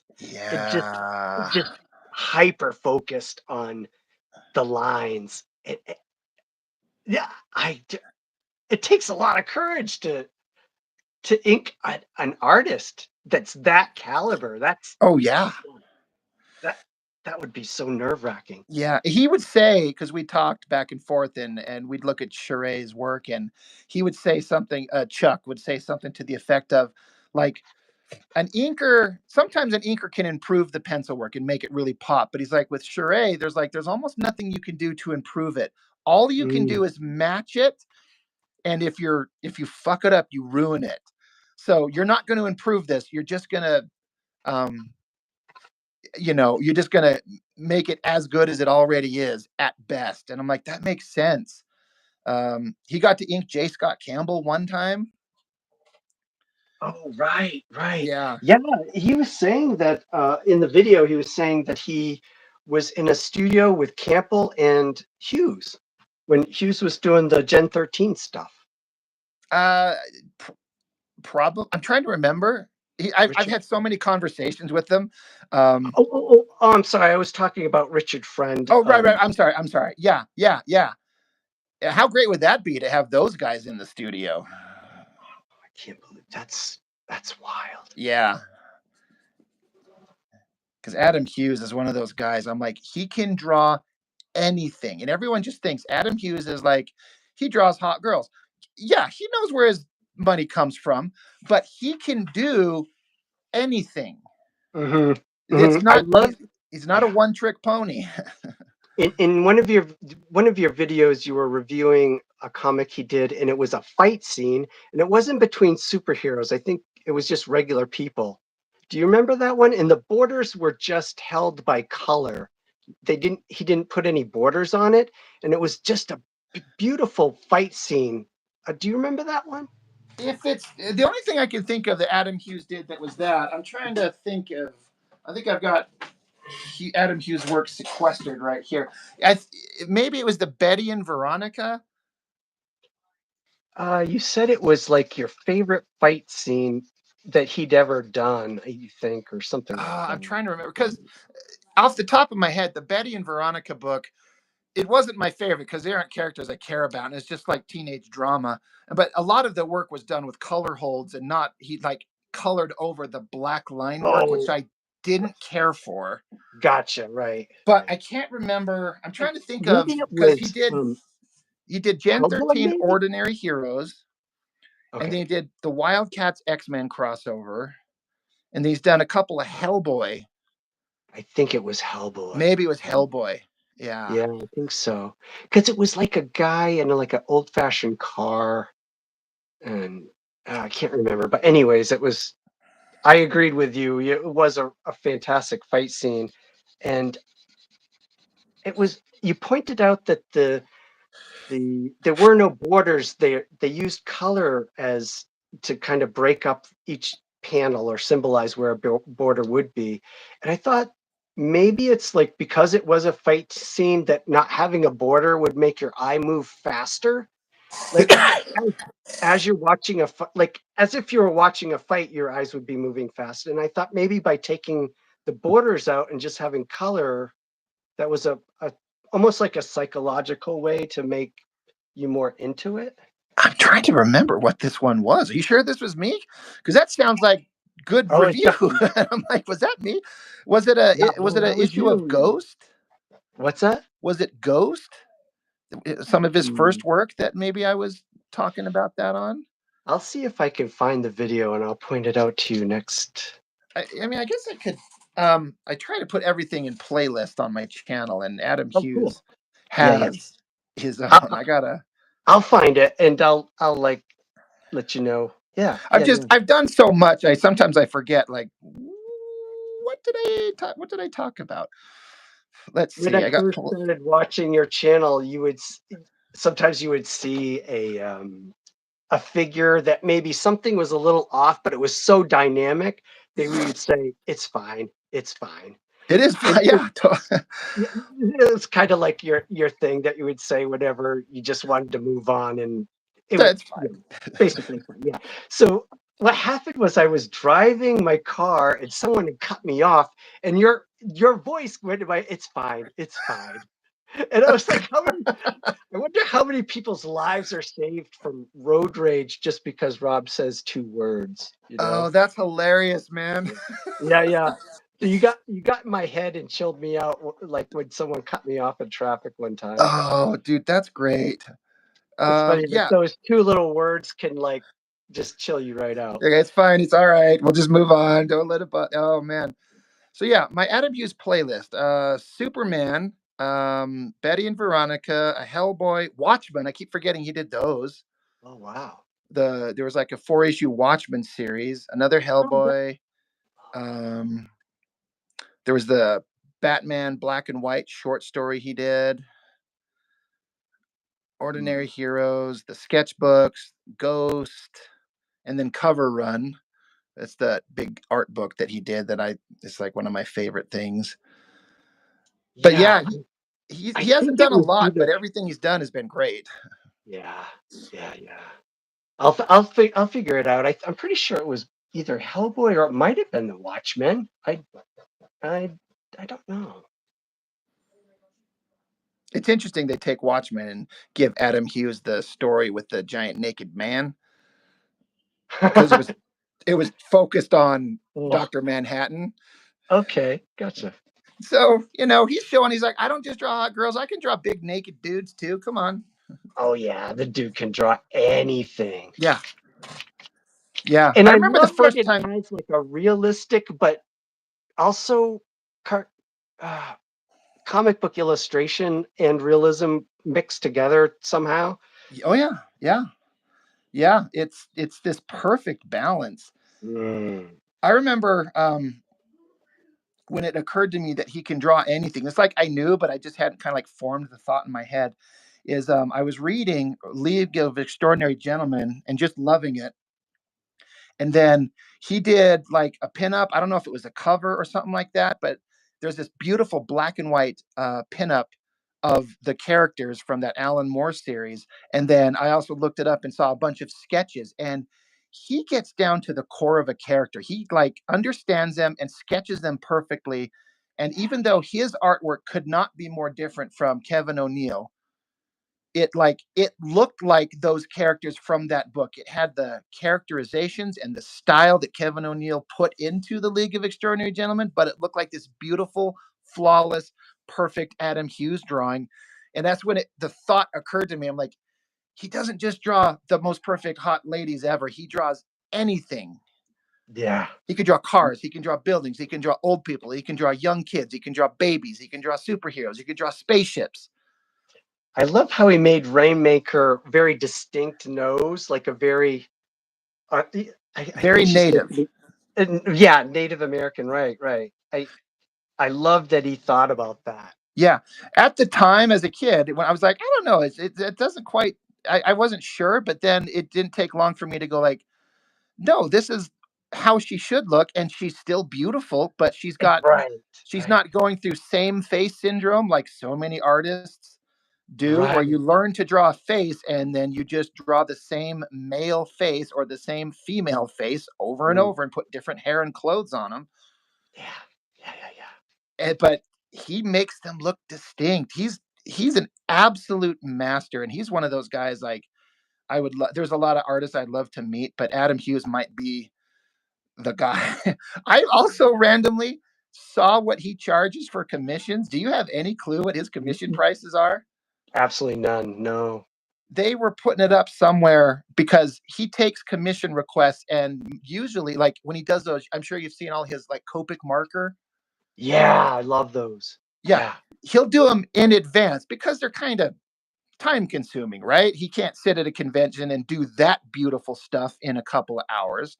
Like his right. convention sketches, he'll just do like a profile face. He'll take like a black Sharpie and then just do like a profile and like a nose and a mouth and a chin and some hair and then be like, there's your convention sketch.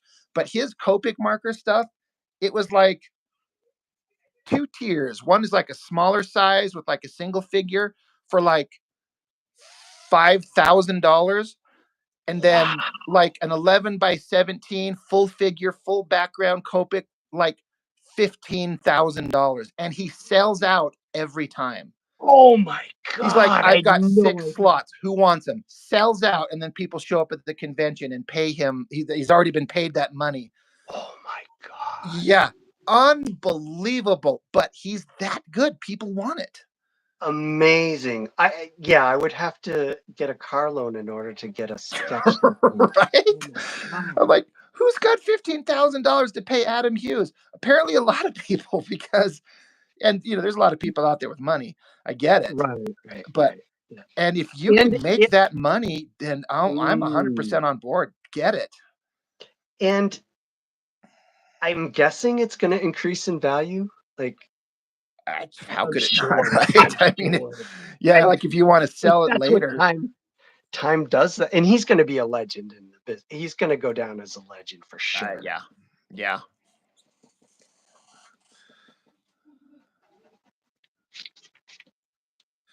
Oh man, yeah. I could talk about Adam Hughes. He's one of those guys. Like I keep, I never get the chance to travel, so I don't think I'll ever be able to travel to a convention where he's ever actually going to be at. But he's one of those guys I would just love to meet and just say, you've heard this a million times, Mr. Hughes, but you've got the most incredible artwork. You're one of the biggest inspirations in my life, and I can't believe how good you are. Can I shake your hand? And be like, no. I'm like, that's okay. I wouldn't shake hands with random sweaty convention goers either. Oh, but yeah, I'd like to meet Adam Hughes and Silvestri and McFarlane. I've met, like I said, Jim Lee, and I've met Wills Portasio. I met Ed McGuinness and Dexter Vines. Um, and Ryan Otley. But yeah, some of those other big names, it'd be awesome to get to meet them and just one time get to say hi to them. Yeah, yeah. Yeah, we're all getting older for sure. Yeah, right. Is this just pencil that you're doing? But it's on drafting film. Let me see if I can pull this off of. It's like a huge roll, 36 inches by 10 yards. Oh, geez. Let me show you.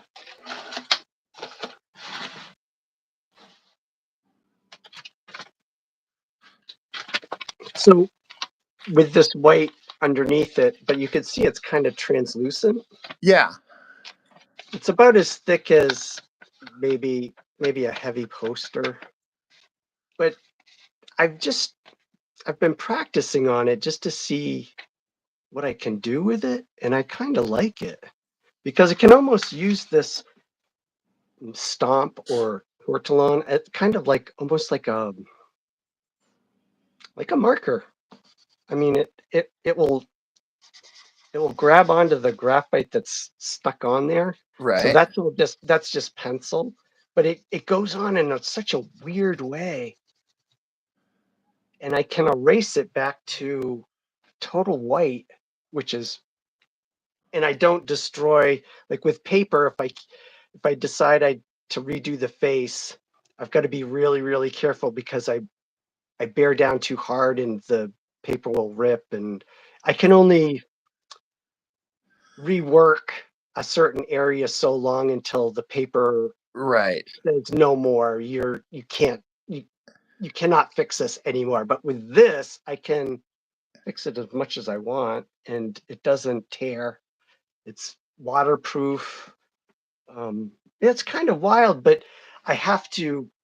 When I'm finished, I'll have to spray paint the back with white spray paint so that it has. Here's I did it. I did some colored pencils. Oh my Uh, God, that's so good. Holy shit. so then I spray paint the back with white paint so that this white would just shine so much brighter. Yeah, because you're saying this is that stuff is kind of translucent. So this does it give it a kind of does it help reinforce it, make it a little more rigid so it's not so Yeah, yeah, flimsy? yeah. It definitely makes it more. It will sit more flat. Maybe it does bend a little bit, but that's what I hate about using it is the way it won't stay flat Right. unless I tape it down or spray paint it with some heavy. Try to use like heavy white paint. Yeah, that looks good. One of the guys here says those colored pencils look like ink dyes. Like it looks like such rich color, you I know? know, isn't it weird how that? I You're- mean, they are really expensive. They're like the most expensive colored pencils you can buy. But let me see if I can do an example real quick.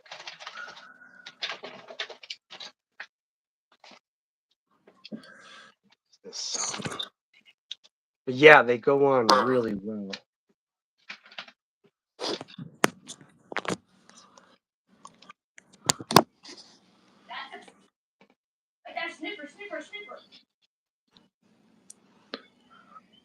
What was the brand again? Oh, I'm sorry. It's luminance. Oh, never heard. I think it's Caran d'Ache. Very fancy. I think it's French. Oh, here it is. That's the name, a French name, and they go on really creamy, so you can blend them pretty well.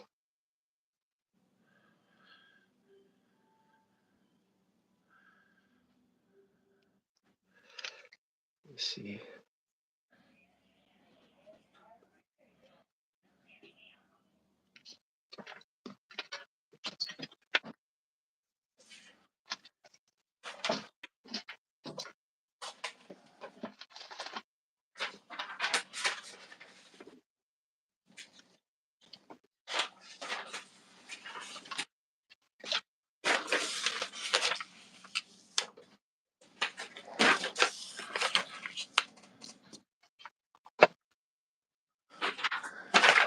There is something to be said for art supplies that are very expensive. I learned that, you know.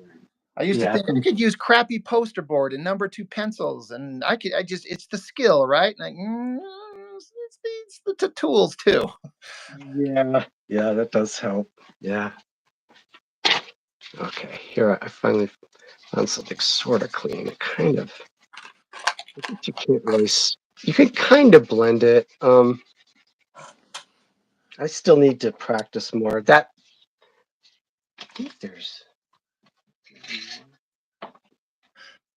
Oh, yeah, it's on the back. I'll hold it up again. But yeah, that actually took me like 3 weeks probably. It's incredible, like the lush color. It's just so vibrant, and is that, sorry if this is a stupid question, but is that the original? Yep. Like Yep. that's not a printout of a copy, that's the actual original. Yes. Uh, Yes. I just finished this blue part here. Actually, I need to erase some of this. It's got like eraser marks on it. Man, this is artwork that's like should command huge prices. It's so good.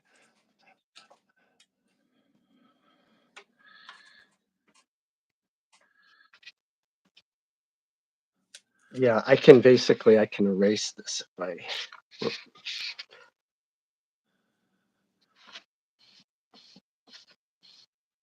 That's Do you put like a sorry if you mentioned this, like some kind of something that you spray over the top of it to like seal it in so it, in future it can't get smudged accidentally by hand, like some kind of fixative or something like that to Yes, yeah, yes, I definitely do.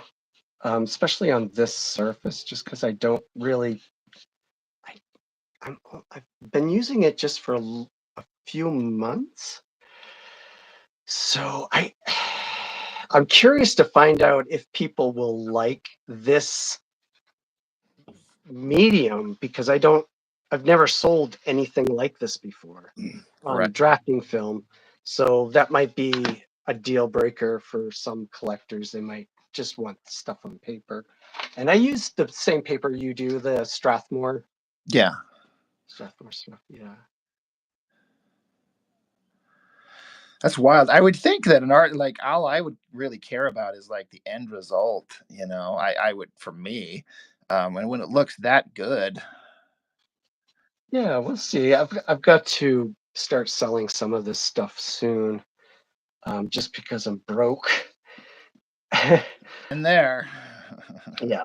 Yeah. So I put all my money into my comics, and as soon as I get those, I'll try to get those. I've got a few people that for sure are going to buy them. I would say probably at least 10 people, so that will help.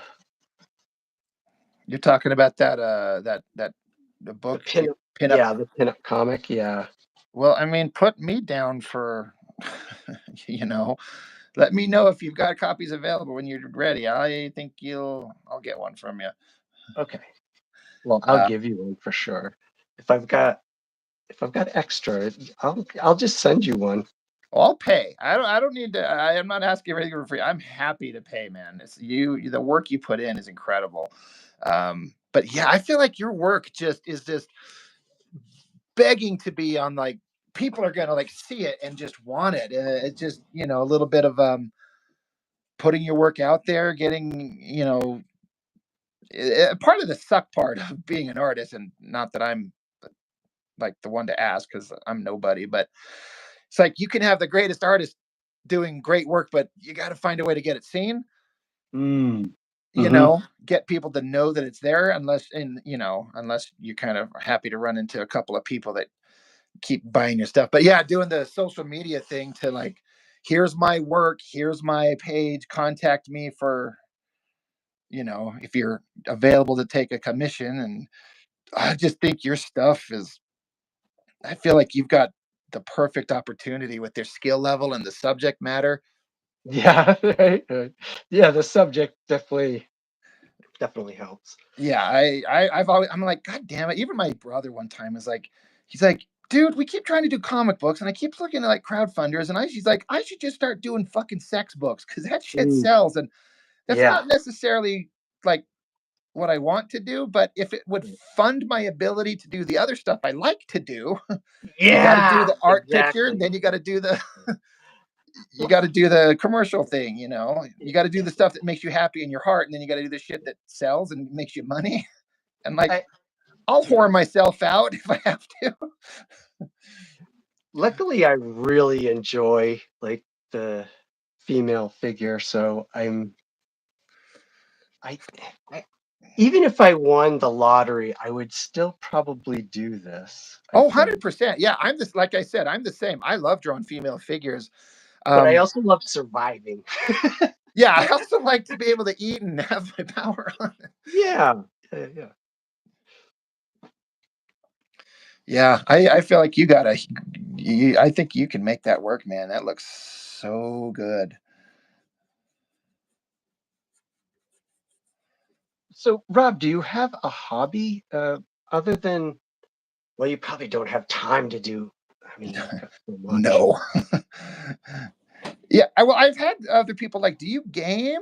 Are you a gamer?" I'm like, "No," because if No, I've yeah. got free time, I'd rather be sitting here drawing, making a comic than playing a Right, video game or right, yeah.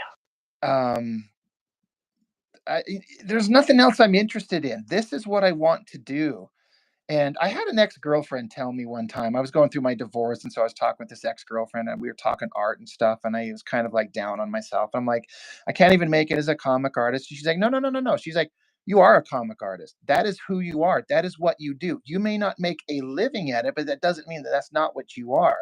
And so it kind of stuck with me. It's like, this is, it's kind of, I know that line in Top Gun Maverick where he said, it's not who I am, it's what I am. I am a comic artist. I like to tell stories and I like to draw sequential stuff, and that's what I want to do. So if I've got free time, I'm happy to sit right here and draw comic pages, and it makes me happy in a way that nothing else does outside of my children. Yeah, yeah, I feel you. Yeah, I hear you.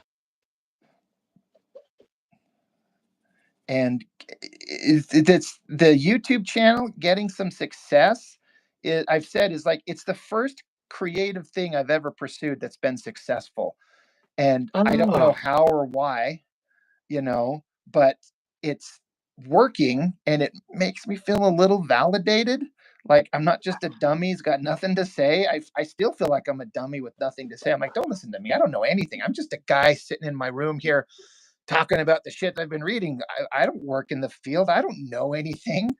But I've had a lot of people that some of the most rewarding things I've ever heard are people saying, I've I used to draw or I do draw, but it's they're like your channel and seeing talking about comics I used to love and then watching you grind and draw. People have said it's made me want to get back into drawing. Like they're like, you've inspired me to get back going. And I'm like, that's me? I'm a yeah. nobody. But it's the most humbling, rewarding thing anyone's ever said to me. So Yeah. I'm Yeah. finding a lot of contentment, especially post divorce. Like that thing ruined me. It screwed me up. Mhm. And Mhm. when because in this house I'm living in now, it's been I separated from her in 2019, and I'm in this place by myself. I don't have my kids on a consistent basis. I'm just by myself, and so I could either sit in the living room on the couch and cry, or I get Yeah. off work and I come and sit at this table and I just drew until I couldn't keep my eyes open. Wow. And it kept me sane. Yeah. And I Yeah, was yeah. working on that Masters of the Universe fan comic. And then after a while, that's when I reconnected with my friend Jessica, and she's like, "You should start a YouTube channel. You should talk art and that Oh, type of so stuff." she was the one that made you go, "Hmm, She that might be good." kind of put the idea in my head, and I was Oh, like, you I I'm like sorry. that. And then one day I was like, so I bought this little swing arm that's right next to my desk to mount my phone on, only like $30 from Yep. Amazon. And I was just like, I'm just going to turn on the camera and I got Spawn #1. That was my first video. Let's talk Spawn.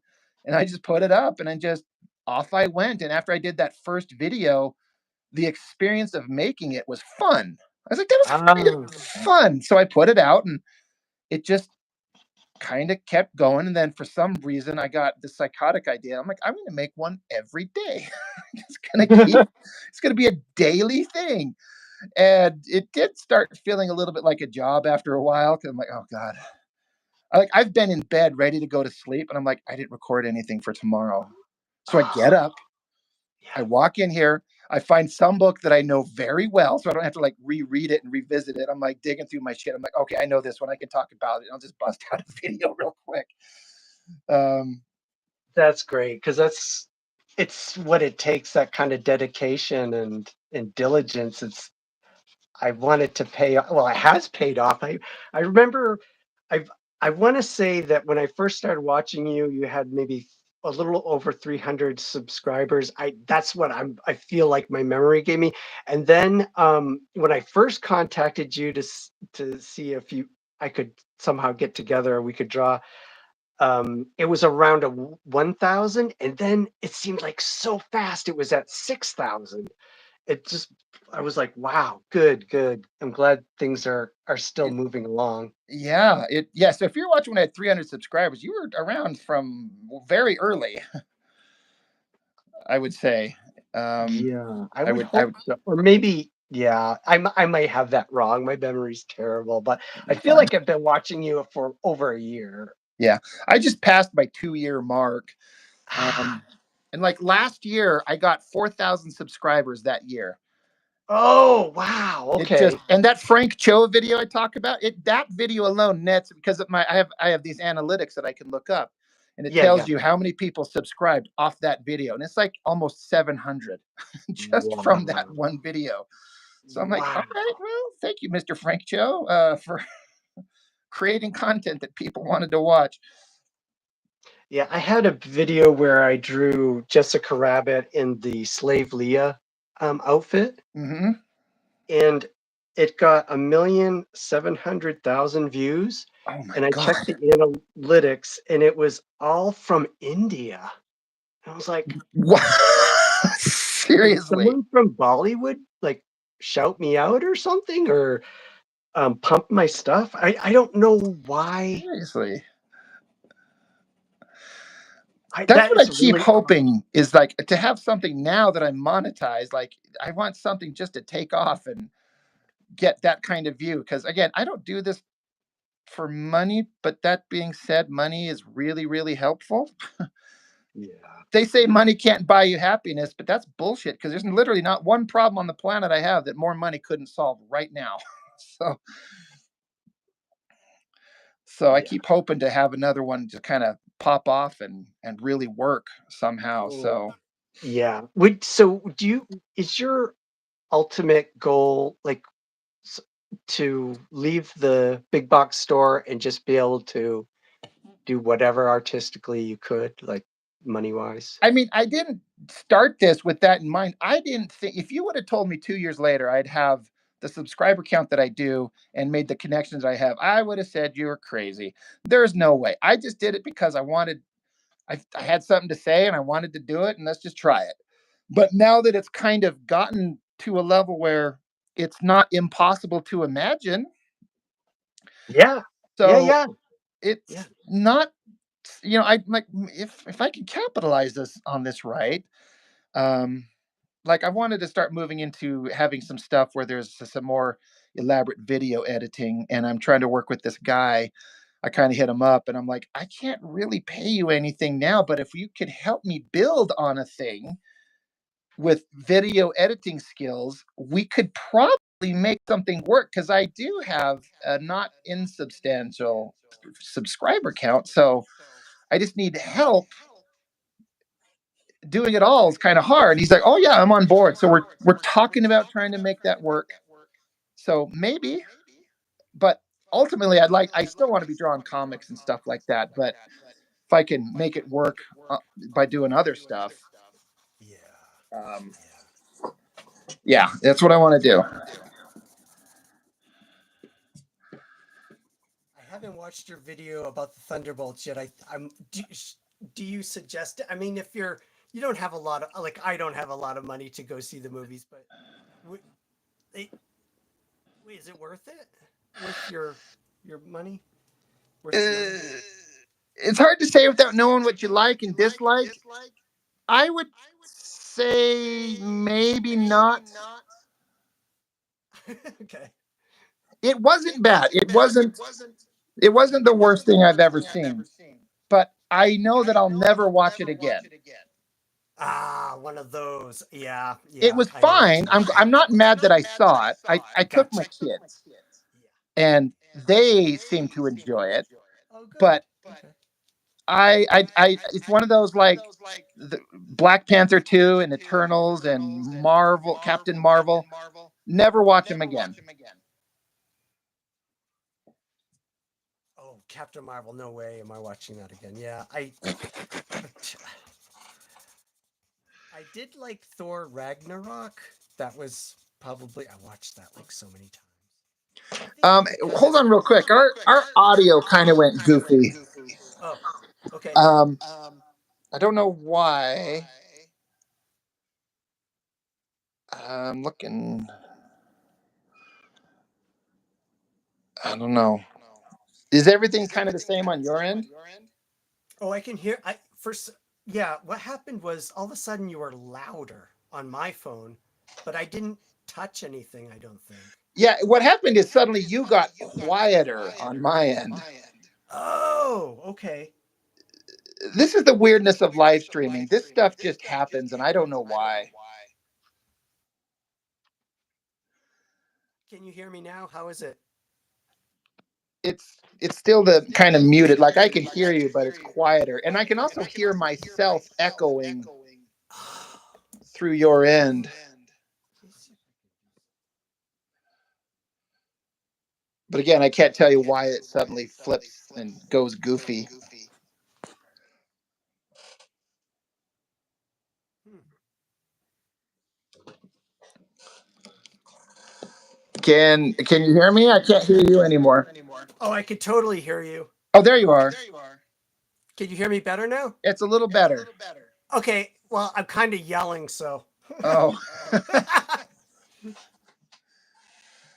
yeah. These live stream. Me and Jessica ran into this all the time, where they just out of the blue, boom, it just changes.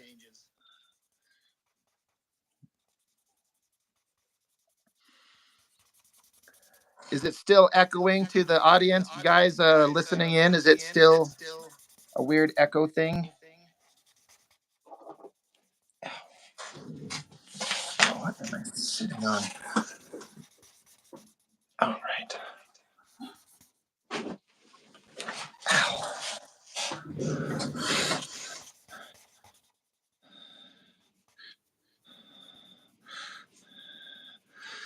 Um, let's try something.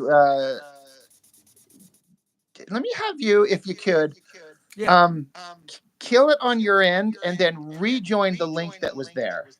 Gotcha. Let's Yeah, see if I'll do that that. resets it. Because I Okay. can't do that, because if I kill it, it shuts the whole thing off. Okay. Yeah, I'll be right back. Yeah, no problem.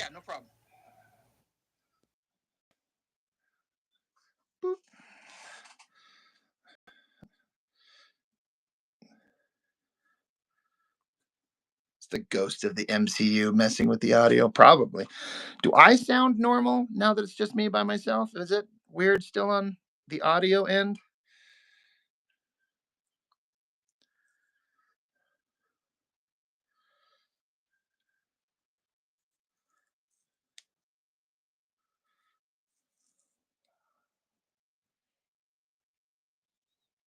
I sound way better than normal, actually.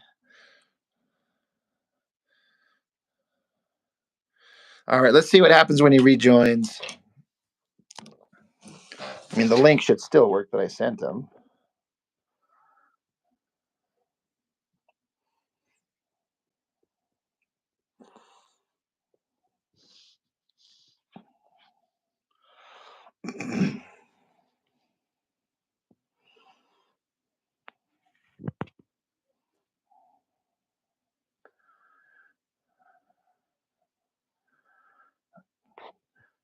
Just waiting for that link to show back up.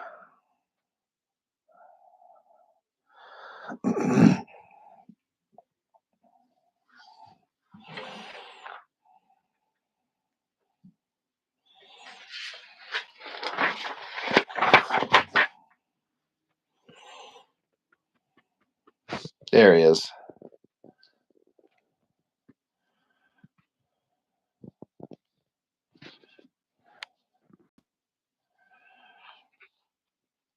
Hey, Okay, Rob. I can see you. Okay. Do you? How is the sound now? It sounds better than it was. Everybody in the chat, how does it sound? Testing 1, 2, 3. Yep. Testing. Yeah, it sounds Testing. like it did before now to me. So Yeah. someone says it sounds better. Oh, the my phone needed to be plugged in. It was just about to die, so I plugged in. Oh, I yeah. These things charged it in. drain the power really fast. They really do. I've got mine plugged in the entire time I'm doing these. Yeah. Yeah, it was yeah, because I had it fully charged 100%, and I was like, I wonder how this is gonna go. So I had a charger ready just in case. I just couldn't see because of the way my screen is. I couldn't see how low it had gotten. It really Oh yeah, yeah. surprised It hides it. It's frustrating. So that's why I learned to just I'm like I'll just have it plugged in constantly. me. Yeah, Oh, smart. there we go.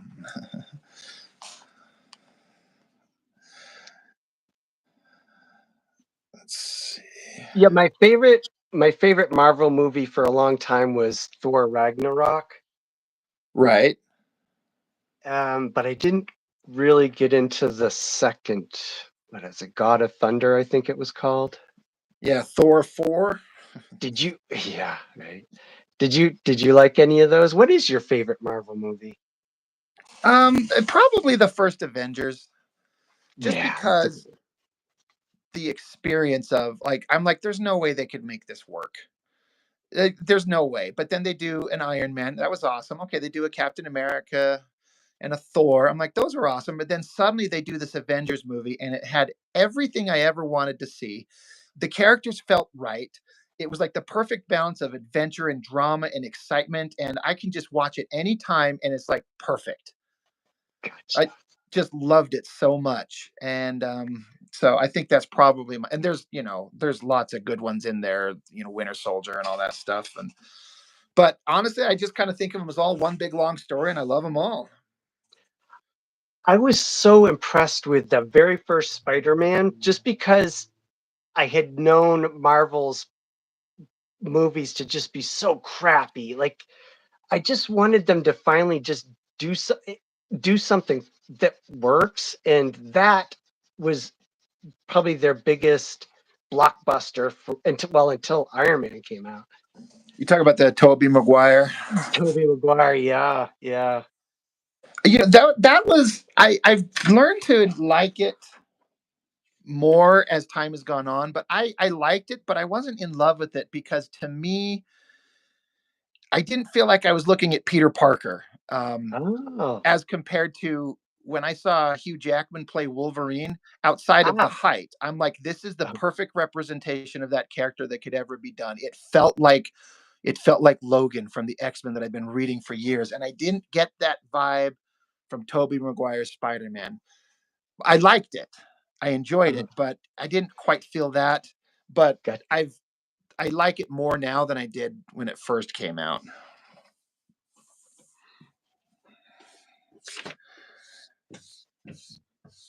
And then part two was good, and part three was just a mess. I don't remember. Um, Besides that first one, I don't remember. I mean, yeah, they kept getting different actors for it.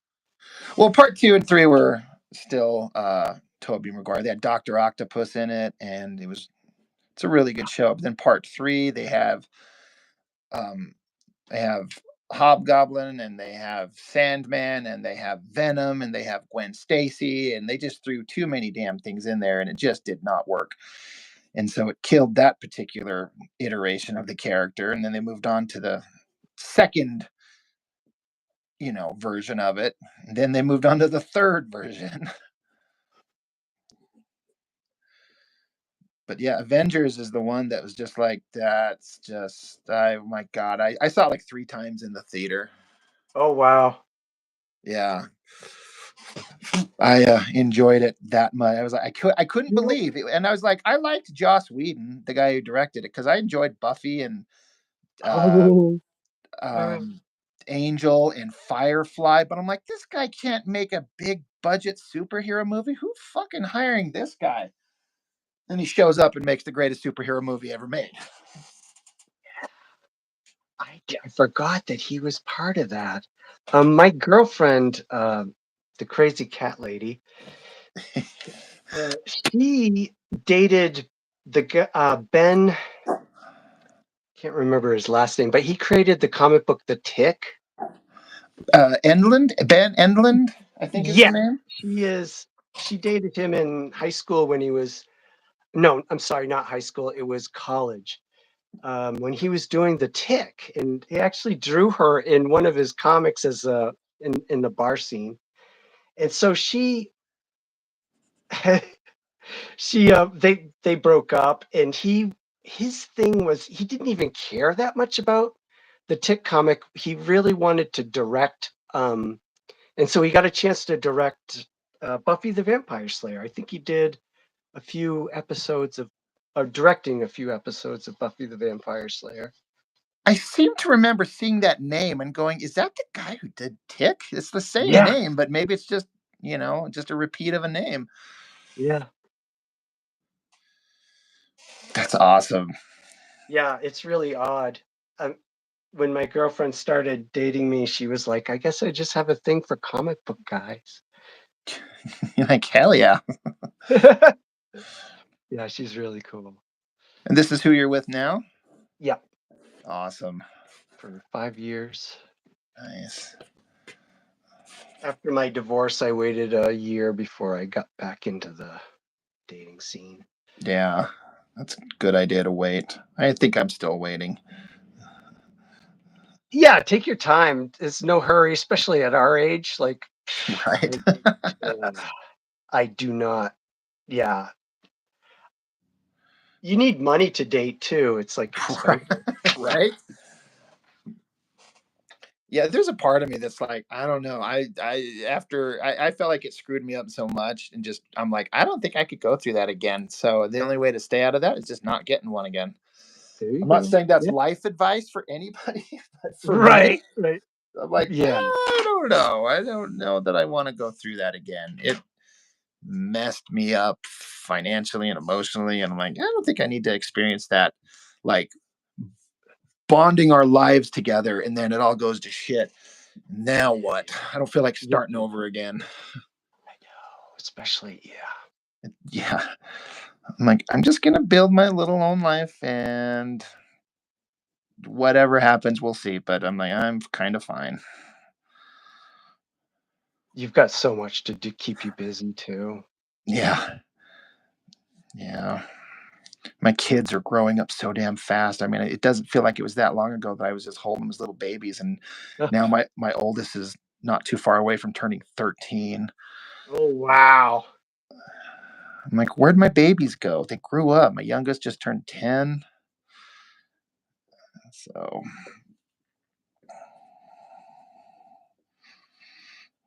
Do you get along with your ex okay? I mean, I now that yeah, everything's over, yeah, I yeah, that's do. good. I'm actually Good. extremely lucky.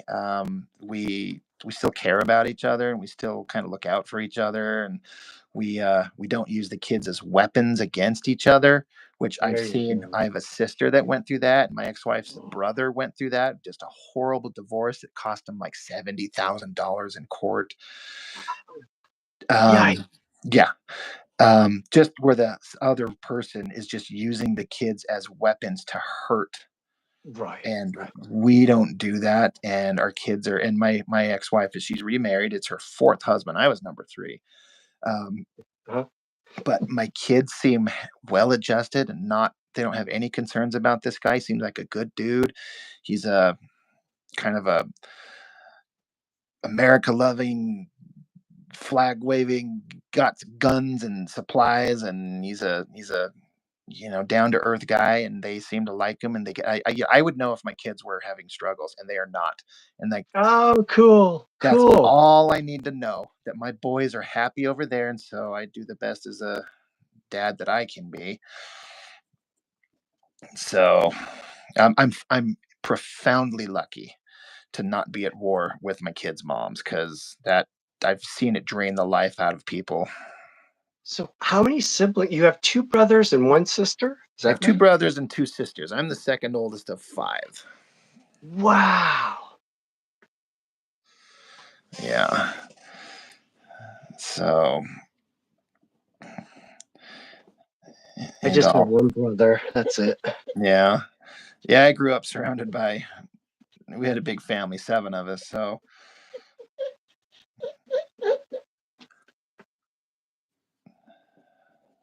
yeah, I'm both simultaneously enjoying watching my kids grow up and to be like awesome young little men, but I also miss my babies profoundly. I get why people have multiple kids. I really do. I'm like, I can't start over, but I get it. Yeah. Like sitting there snuggling that little baby in your arms, this little person is yours. And when they're like, my oldest guy, when he was 2 and 3 years old, he was like the most perfect little, beautiful little human being. And oh god, it was so great. And then suddenly it's like, now he's almost 13. I'm like, oh, where'd my baby go? He grew up. It reminds me of, a line in the movie Raising Arizona where this couple is, like, thinking about adoption and they say because their toddlers were getting too big to cuddle. Yep. We need to get new kids, yeah. These Dot wants another baby because these ones are getting too big to cuddle. That's one of my favorite movies ever. I know I exactly what you're love it. talking about. It's so funny. Yeah, that shit couple that showed up is supposed to be friends of Yes, yes. Edwin, Hi and Ed, and they're just these pieces of Yeah. shit. And he's trying to suggest wife swapping, Yeah, yeah. as in two swap. Like, keep your damn hands off my wife. Son, you got a diaper on your head. No, what was it? A panty. Pantyhose? Yeah, You oh, a got a panty on panty your, on that's your what it, head. yeah, yeah, yeah, yeah. Like, just drive. The guy accelerates and takes off. I remember I laughed so hard till I was crying at that exact scene when they're screaming through the streets. He's got that guy hostage, and they're barreling towards the house, and so the guy hits the brakes, and Oh, Nicolas Cage flies out the front yeah, windshield. yeah, yeah, yeah. And just gets up and is like, keeps Keeps going. jogging. I had tears. I've never even conceived of such a thing where a guy would hit the brakes and he just ejects out the front window. And then the other part that made me laugh equally is right before that, when he comes out of the convenience store and his wife took off, and the cop car's showing up. And so he takes off running, and the cop car screeches to the halt, and the cop was hanging out the window. And when he screeches to a halt, the fucking cop falls out on his ass. He just hits the ground because he's stupid. It is such a subtle thing that they just blast right by. But Yes, and yes. I then love how they're just like firing, like he's just shooting his gun, like he doesn't care, like yeah, passerbys or whatever. He's just like firing as fast, like just recklessly. It's yeah. crazy. As a kid, I thought like that's what you do. Cops shoot at bad guys. When you're older, I'm like, they're just in the grocery store, and they're both on opposite ends of the aisle, and they're both running, and so the cop just fires one shot down each aisle. Boom, boom. It's It's not like everyone get out, please, here. It's just like he just runs in and just starts firing. Yeah, it's fiery. crazy. Oh, I it's love it. so like once you get older, you realize what's going on. You're like, this is it's so horrible. It's the greatest thing ever. And, like Nicolas Cage could do garbage movies for the rest of his life, and I'll love him because of that role. And he's he's Yeah. he's Yeah. he's tried to do the stupidest movies ever for the rest of his life. He's really pushed that boundary, but oh, now I want to go watch that movie. I might be doing that sometime this week. Yeah, that's a great one. Oh, What about Con Air? Is that a little bit too goofy for you to deal with? I like it. I've seen it maybe once or twice, and I enjoyed it, but it wasn't something I revisited often. I was like, it was good, but it didn't Okay. like. I'm like, oh, I'll put in Raising Arizona if I want to watch a good Nicolas Cage movie that Yeah. just Yeah. really. But I like it. I'm with you. Yeah. Isn't that a Michael Bay film? Is that? Yeah, it's one of those. I do like every once in a while, especially in the summer, I guess, to watch those big summer movie blockbusters where they just put all the bells and whistles in, and you're just like, yeah, this is going to be an experience. Yeah, that's Like Michael Bay for you. When Independence Day came out, that was kind of a big, or Jurassic Park was huge. Um, Yep. that was a big summer movie. That's whenever I think of summer movies, I think of Independence Day and Jurassic Park. Yeah, I kind of the same. Yeah, I'm thinking about it because I saw Jurassic Park the first time with my dad and my older brother. My mom and three younger siblings, they went to some church function, and me and my older brother, we didn't want to go. We didn't like that shit. My dad didn't make us go. He's like, "Come on, kids, your mom's going to her church thing. We'll do something else." What he didn't say is that we're gonna go watch Jurassic Park, and my mom was pissed. She's like, "I wanted to watch that movie. You guys went without us." She's like, "You went to your damn church thing. We went to go see Jurassic Park." She's like, "God damn it!" Like, we'll go again. Don't worry about that. Yeah. I heard your kids was it you watched it with your kids and they actually liked it? Was that the one, I Yeah, I put think? on the first one not too long ago, a Yeah, couple weeks ago, and they actually kind of stopped and sat down and watched it. And I'm like, oh, that's look at great. you. So then I Yeah, watched part two on my own, and still kind of good. And then I watched part three. What a there's nothing memorable in that one. What a waste. I don't even remember. Was that the one with Vince? No, was it Vince Vaughn? That was part two. Oh, okay. Yeah, part three That's brought back Sam Neill, Dr. Grant from the first one, but it okay. wasn't Spielberg directing, and so Uh, it just was not a fraction as interesting. And I was like, okay, yeah, that's why I didn't ever watch it. I watched it one time in the theater, and I was like, all right, well, and then I never watched it again until like 2 weeks ago, and I was like, I remember why I never watched this again. It's not terrible, but you're like, it doesn't have that Spielberg magic. mm,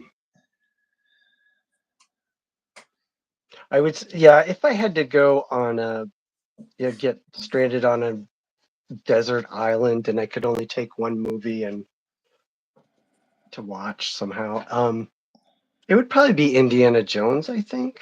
The first one. Yeah, Raiders. Yeah, Yeah, yeah, Raiders yeah. of the Lost Ark. I think it would be for me. It would be that. I think. I tend to think of the Indiana Jones films as those first three are all just one thing. So if I'm like Indiana Jones, like all three get to come with me. It's like Lord of the Rings. It's not just one movie, it's all of them. It's 12 Oh, that's hours what and I it's was the going to ask extended you. edition. Was So it's 12 hours of that shit. And that's one movie. And I'd take those with me. cool. Yeah, I was going to ask you if you liked Lord of the Rings, and I totally forgot. Oh, yeah, definitely.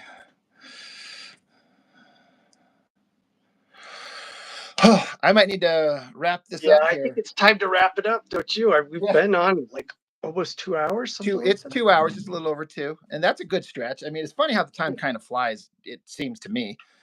Yeah, yeah. Thank you so much, Rob, for letting me come on and hang with you. It was kind of like a thing I want to say a bucket list, but I don't have any like health concerns, but yeah, I really wanted to draw with you at least once. I just wanted to have that. to Yeah, know no, I'd this done has that. been great fun. We could do it again if you ever have the interest. We could plan more, and Yeah.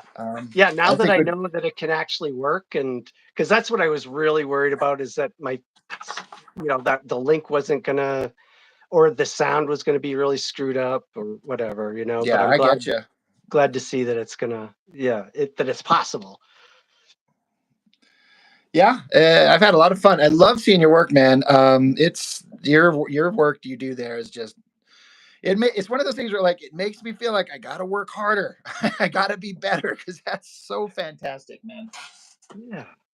Well, I So really loved your sketchbook. Thank you for showing that because I'd never seen that before. And that was special. Thank you so yeah, much. yeah, no problem. I ordered 25 of them and I've still got half of them. I just keep sitting on them because I never show anybody. And it's like, well, how do you Yeah.